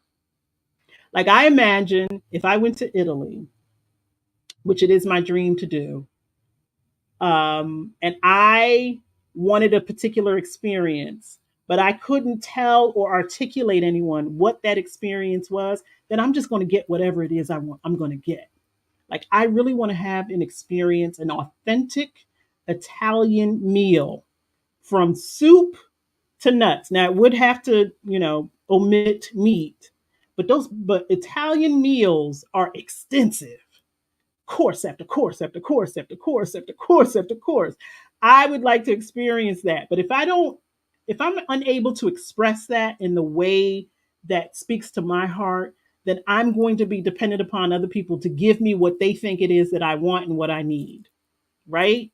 The same is true with some spiritual practices. If it does not speak to your soul and who you are in your heart, it can just feel like an exercise that you're going through. And it just feels like this, robotic thing. I get up in the morning, I turn on the music, I sit, I meditate for 20 minutes, and I've done something. But have you connected with your spirit and your soul? Maybe not. Maybe not. Which is a good segue for us to get to the meditation because we've almost been an hour and a half. So we've talked about being safe and recognizing the different mechanisms that we may all employ because we've all been motivated by safety, whether we know that or not. Even little babies, when they're first born, one of the things that the physicians are looking for is their startle reflex. So it looks horrific, but you take the baby and you kind of make it feel like it's about to fall to see if the baby reacts to that. Because the nervous system, they want to see, is this nervous system working the way it's intended to work? That the baby recognizes that it is in a state of falling, and what is the reaction going to be? Because if there's no reaction, that may be cause for concern. This is how you reach Allie on YouTube. She's going to hook you up with the essential oils.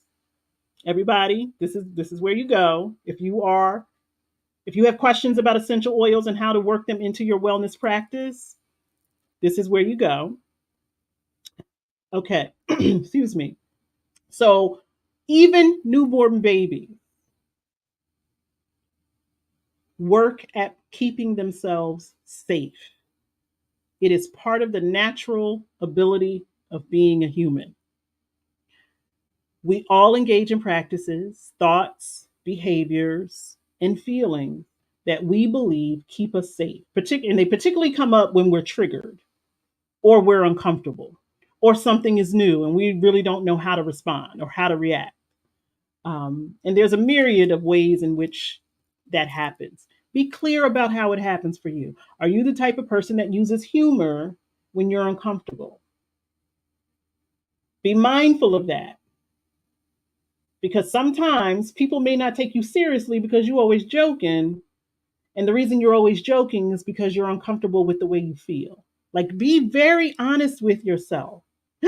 There he is, y'all. There go my beloved. Hi, baby. That man is out in the weather today, y'all, working. Let's send him some good energy, some cooling energy. Um, so we talked about safety and the things that we may do to keep ourselves safe.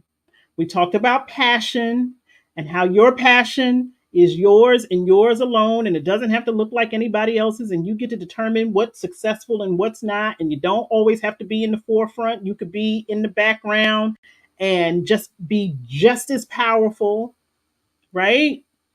And we also talked about being very clear, believing, trusting, and freeing ourselves from shame when it comes to the big ask.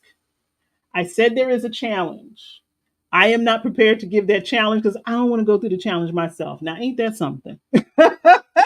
I am not prepared to go through the challenge because I recognize it makes me uncomfortable. But I also know that y'all will keep me accountable. So next week there will be a challenge.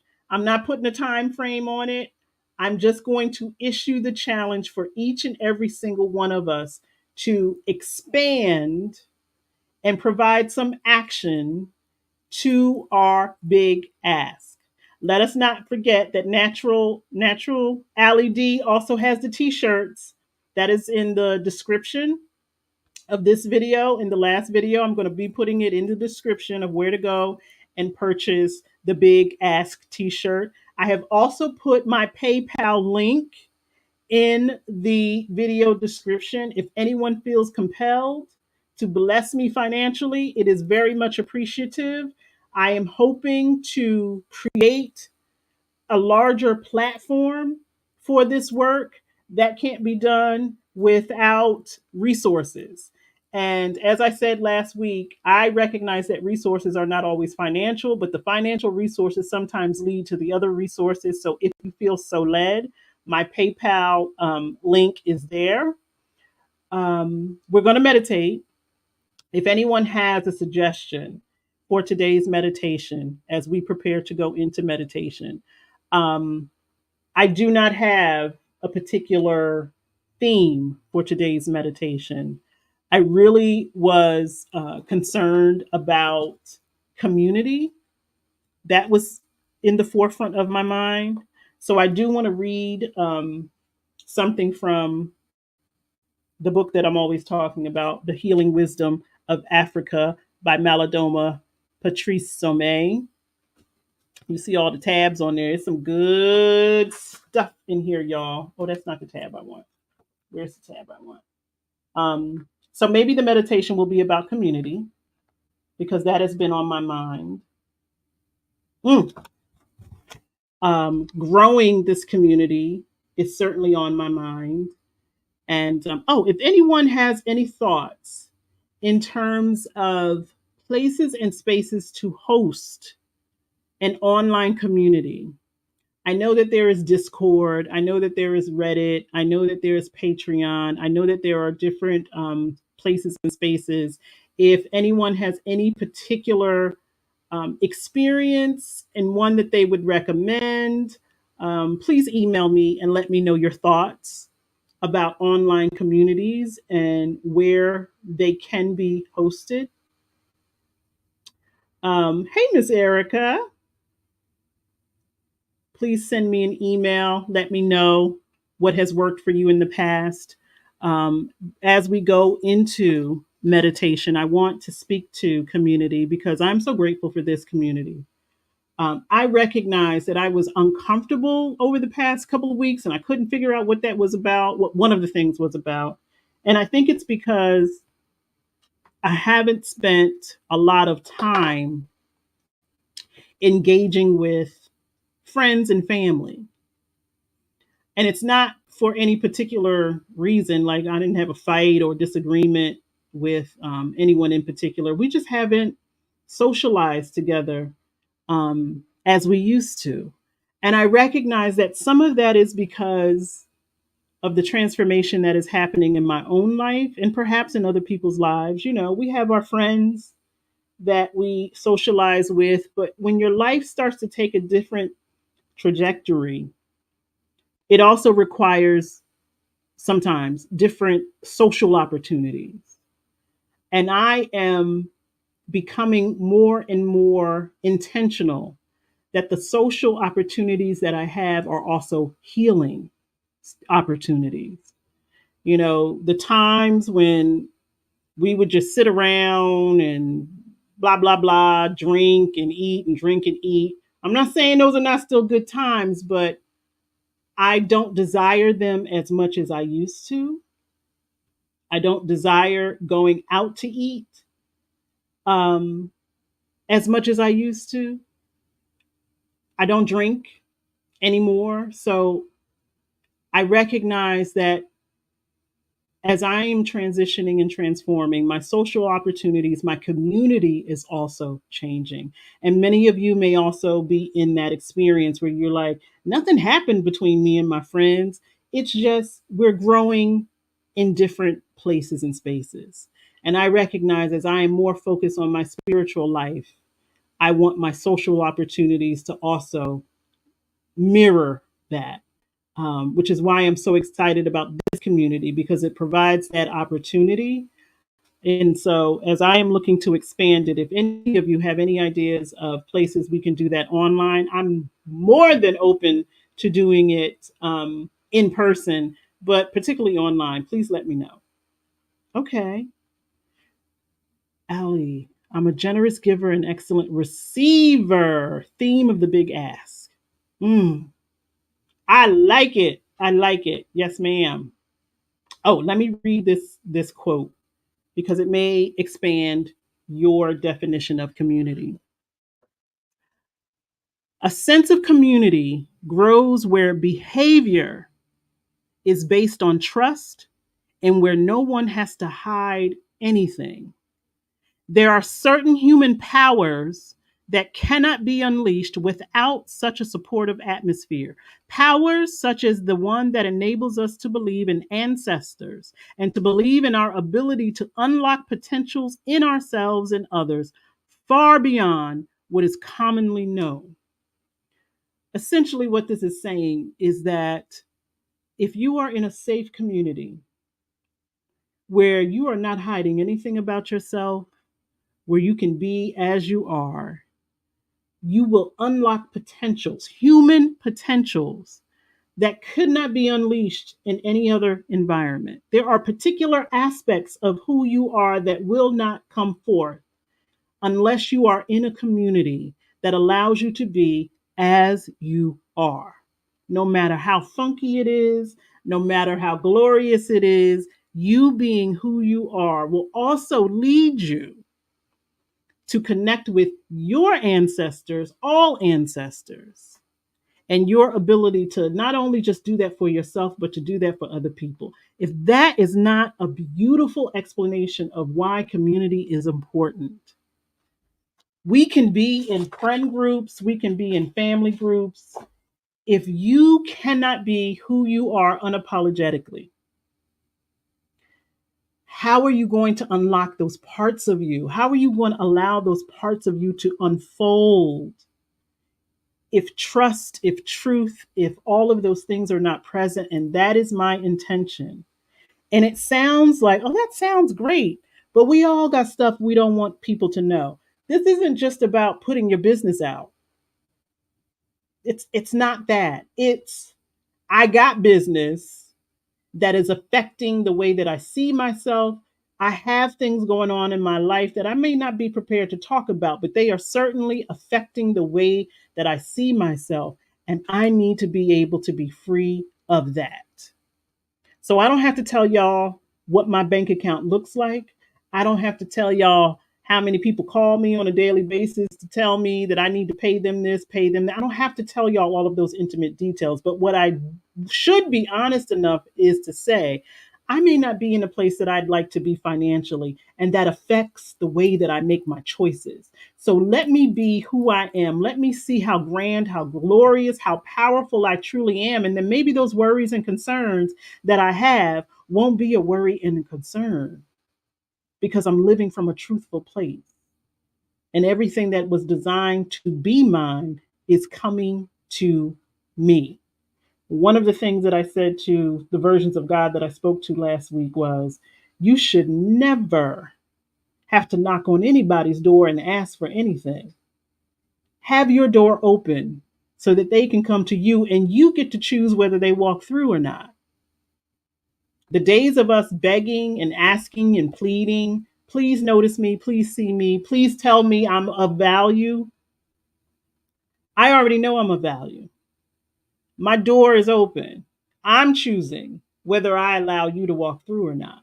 because I recognize my value. I know who I am. I know how valuable I am to this collective consciousness. And I want you to know that too, because when we start to vibe together, neither one of us can be in a place where we're trying to take more than we're supposed to take or give more than we're supposed to give, that we are equal and balanced. Amen. I love that affirmation. I am becoming who I really am. I love it, Erica. I love it.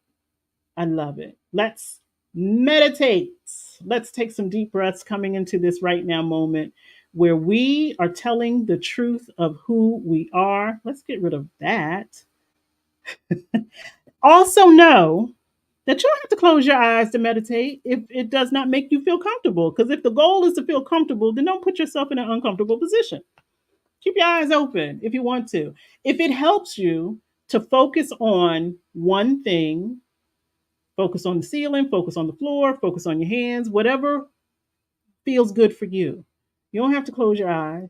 You do have to breathe.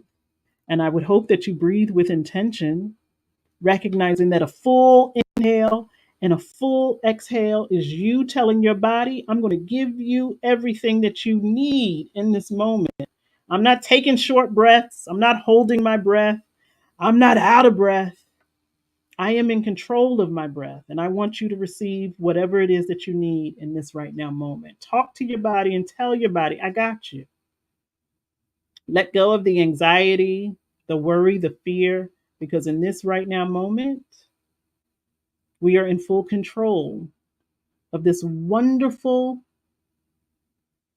vessel that we have been given. Your body is amazing.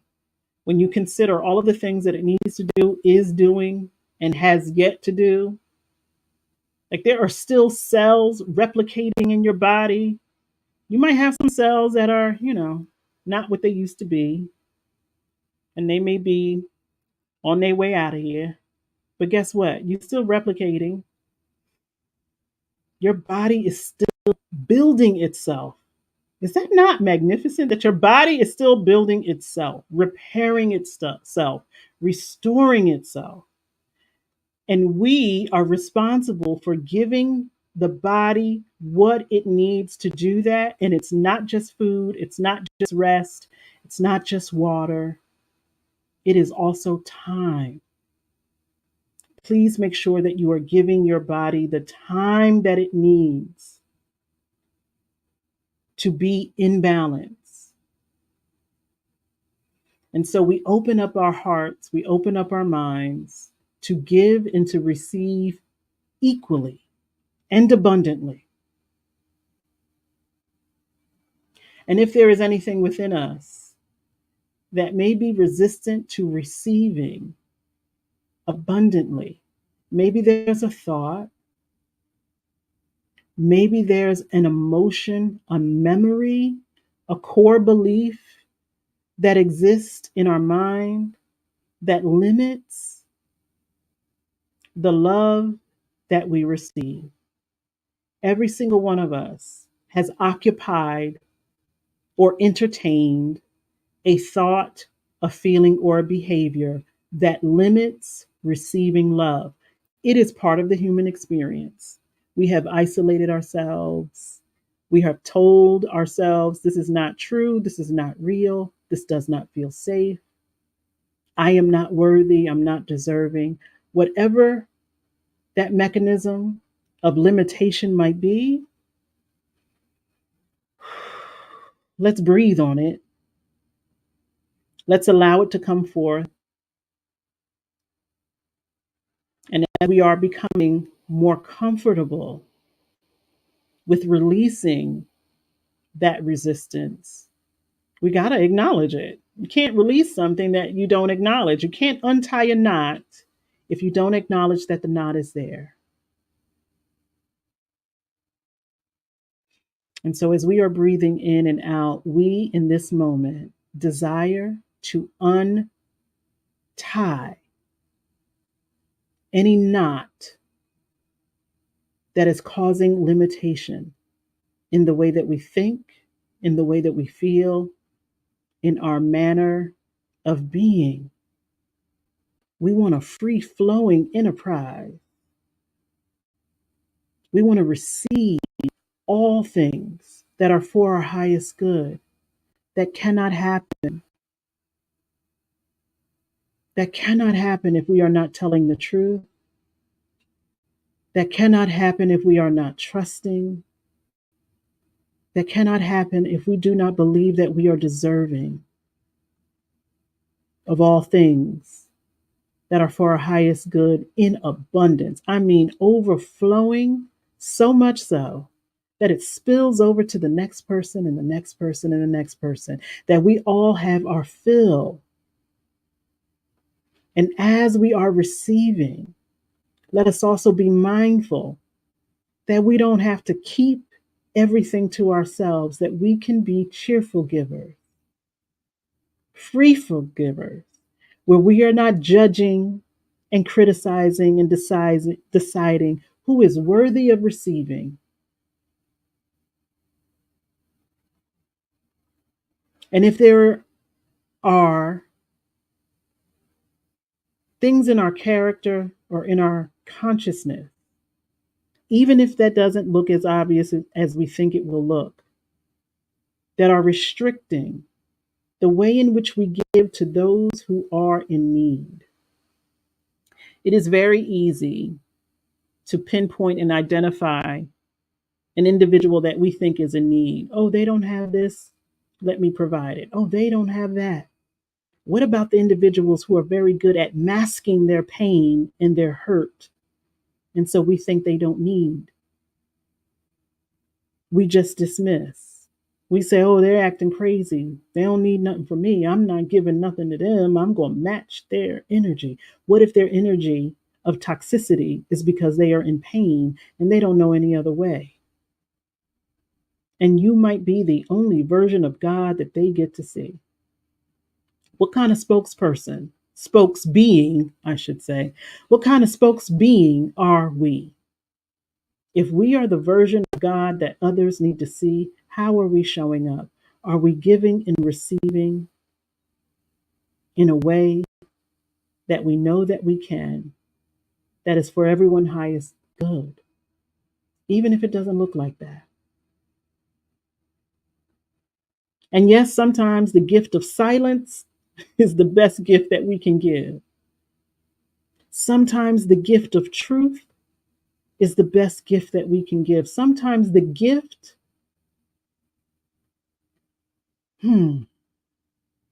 of a clarifying conversation, not conflict, clarifying conversation. For those of us who have been given the gift of being a disruptor, you know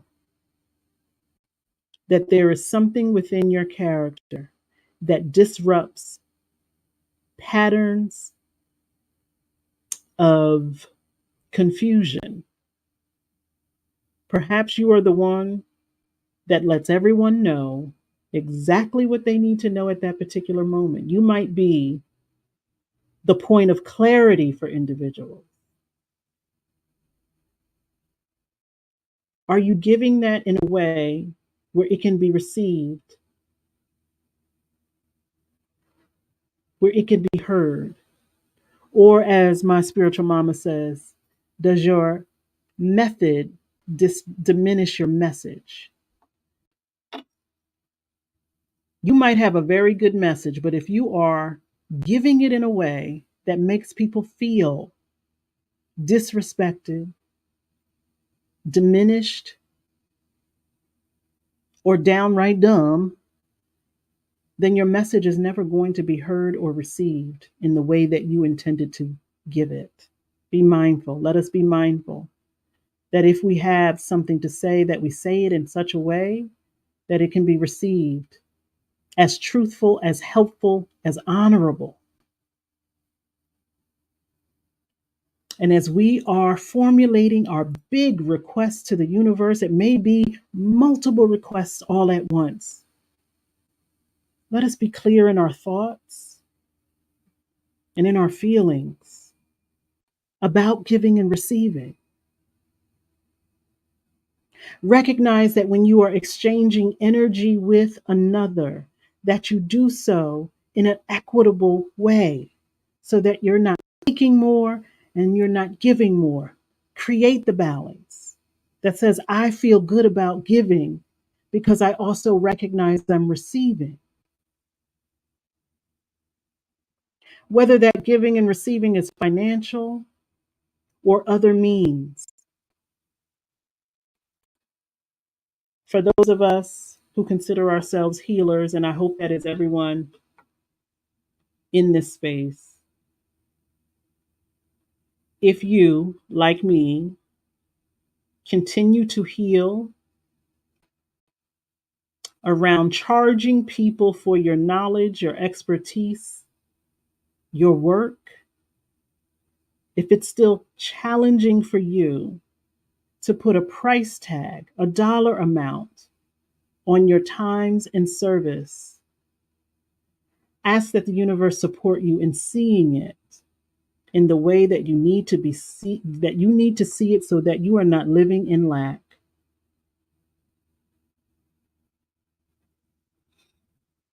You have a gift. You have a service. You are deserving of fair compensation for that gift, for that service. You are deserving of being made whole for what you give. That is an alignment with energetic balance. Let us not get to a place where we feel taken advantage of because we are giving, giving, giving, and we are not articulating what the compensation for that giving may be. Now, that may take a lot of work. That may take a lot of meditation on your part to get to a place where you say, I am deserving of compensation for my work. It does not make me greedy. It means that I'm able to sustain myself so that I continue the work. Because if I am free from worry, from how do I feed myself, how do I clothe myself, how do I house myself, then I am able to take my time, my focus, and intention and pour it into my work. I'm able to expand my services. I'm able to reach into places that I have not reached before because I am well and whole.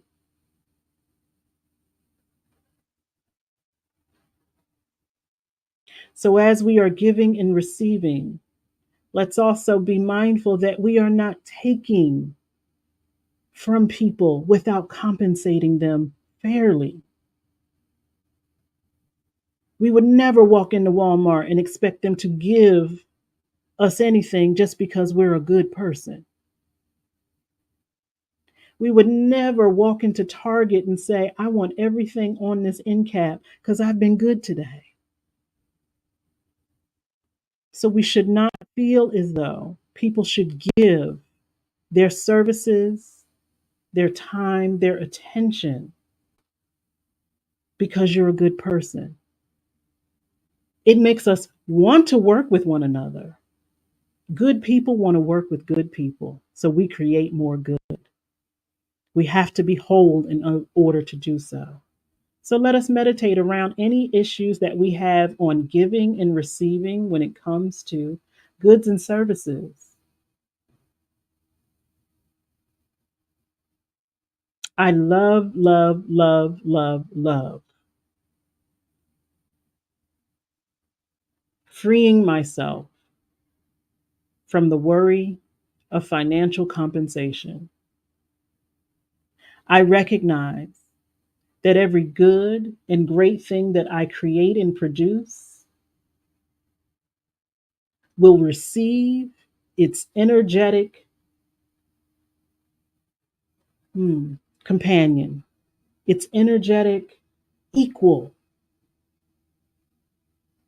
I recognize that as I continue to expand my consciousness, as I continue to expand the ways in which I perceive myself and others, that my need also expands. My desires may also expand and increase. And I'm recognizing the abundance that is present for all of that to be equal. I love us. We are a very giving people. We have been taught that it is our responsible to give, to heal, to serve, to support.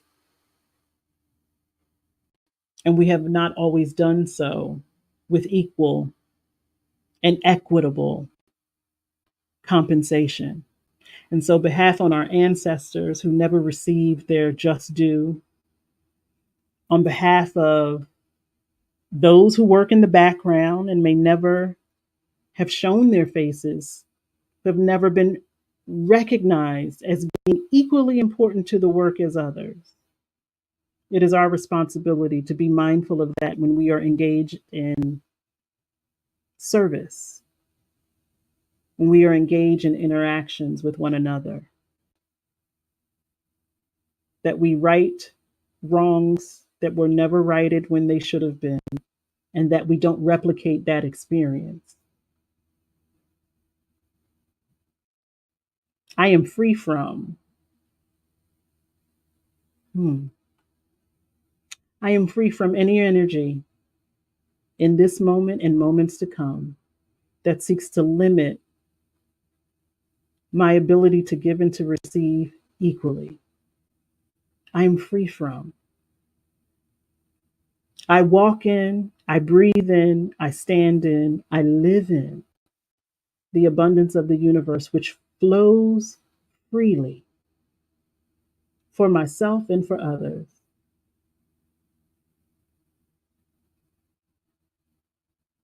There is an enormous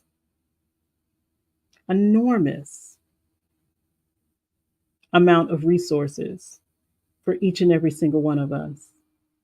It is our intention to acknowledge them, to recognize them, to engage with them, and to share them as is necessary for a community to grow. It is necessary for that community to be founded on truth and trust, and recognizing that all abilities are unique, and that my ability does not have to compete with anyone else's ability, that there is room and space for all of us, even if it looks as if we are doing the same thing. We do it uniquely.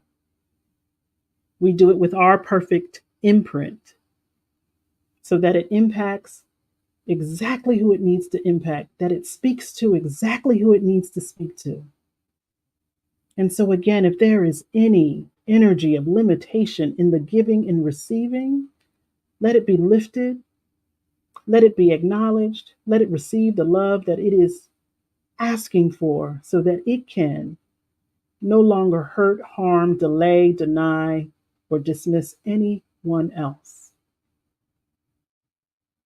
What I want for myself, I want for others, which is an abundant life filled with my own passions, my own purpose, and orchestrated by my own power. And we are grateful that the God of our own understanding is always providing with every inhale, with every exhale, with every expansion of every cell in your body. The ability to give and receive is always available to you as long as you keep your heart and your mind open to the possibility that you are giving and receiving at all times. Spiritual activity is always going on, whether you are consciously aware of it or not. We are always giving and receiving at all times. I love y'all. I just recognized we've gone 2 hours today. And I started with saying, oh, I didn't feel too well.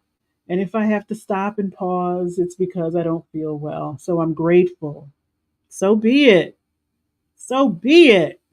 I'm grateful that your spirit combined with my spirit allowed us to go as long as we did today. And it is my desire and intention that you walk through this week recognizing that you are giving and receiving at all times. Energy is around us at all times. Yes, we are always giving and receiving. We get to choose what we filter in, what we filter out.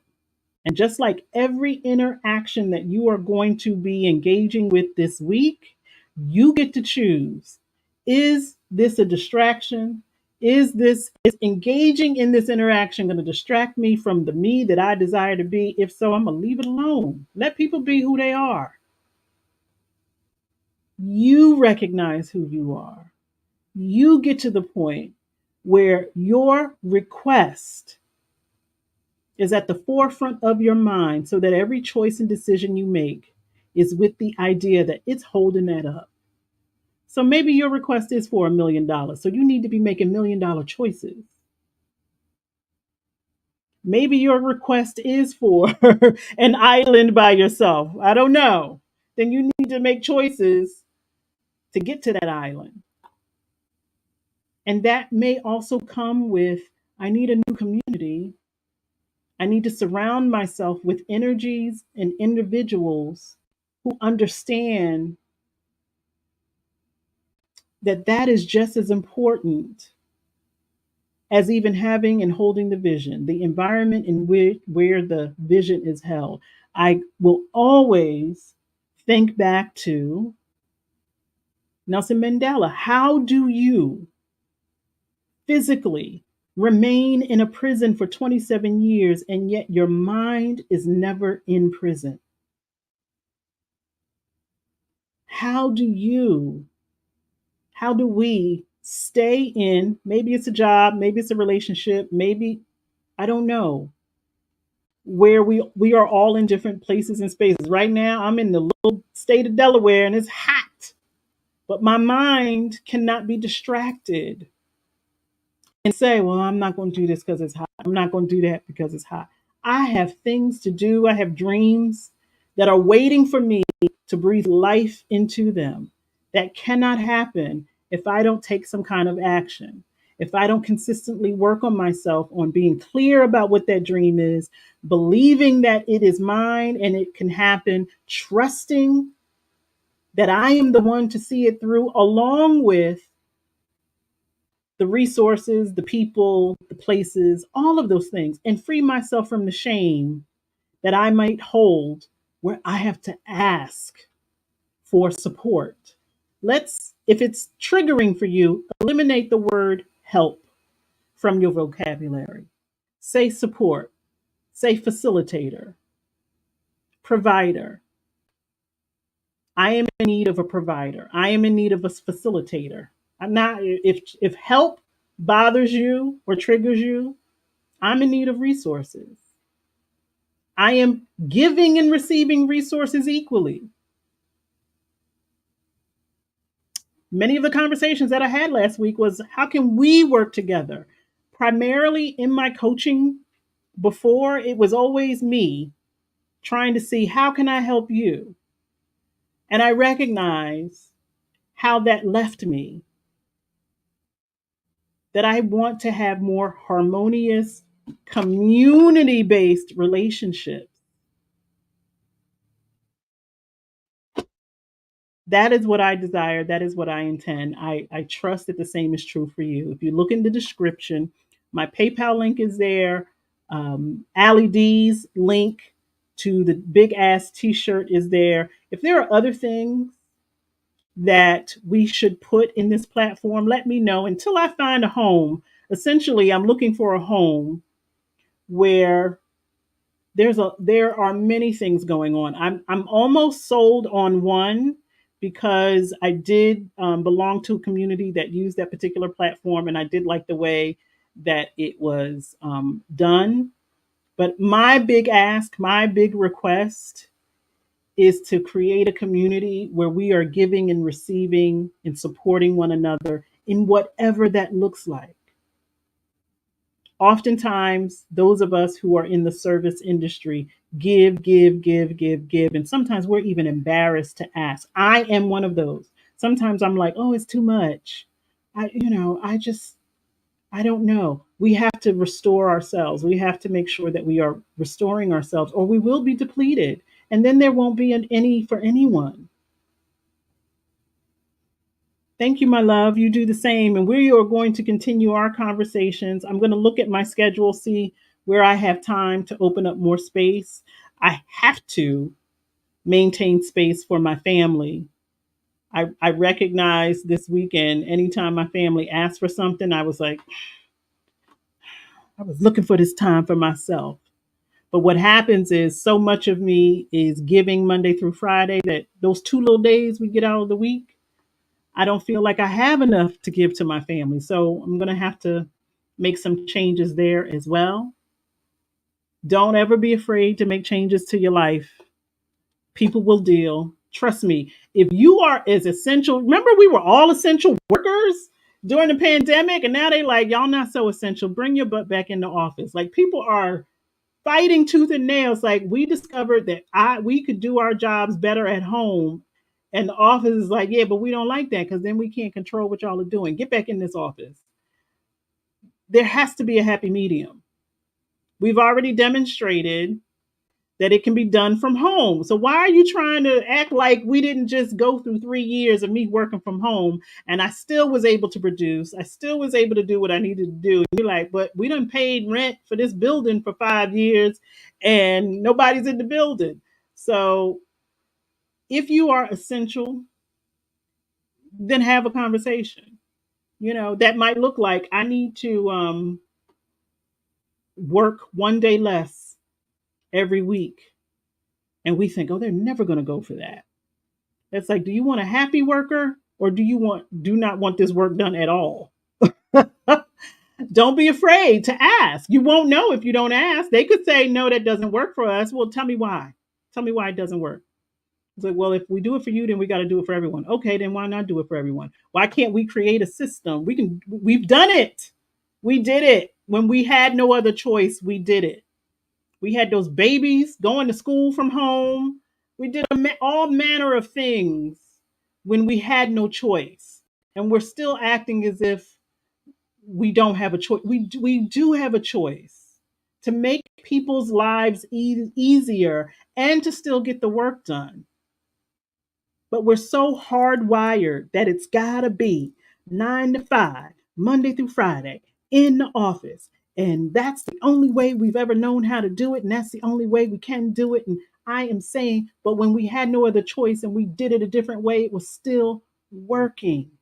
And the same can be true for you in your own personal life. Do not be afraid to do things differently just because you've never done them in that way. I'm telling you as much as I'm telling myself. It's like you need to start making some requests to free up your time for yourself, for your family. And if other people can't accommodate, then you might have to make another decision altogether. I love y'all. Please move through this week with the intention of looking at the ways in which you keep yourself safe. Hey, I say, Ashe, Ashe, Ashe. It is so. And the same for you. I accept that we all have the ability to do things differently and they will work for our highest good. It is so. Um, my desire for you this week is to look at the ways in which you are keeping yourself safe.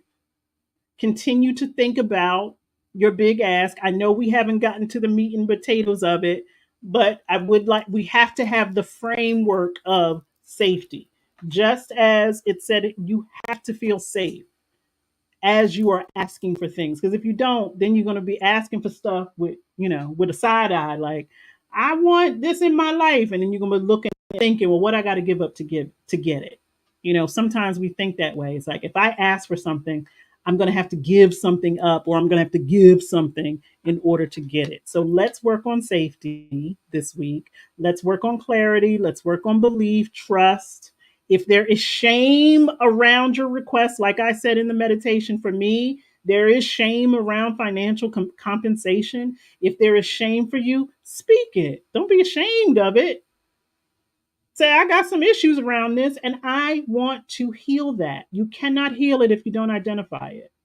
So let's do that this work. Give yourself 20 minutes in the morning, 20 minutes at night. If you've already given yourself 20 minutes, then add 20 minutes. You are deserving of time in the morning and in the evening. You're deserving of time at all times, but please intentionally give yourself time to journal, to video, to do whatever you need to do to reconnect to yourself so that a lot of the questions you may have, you will formulate the answer.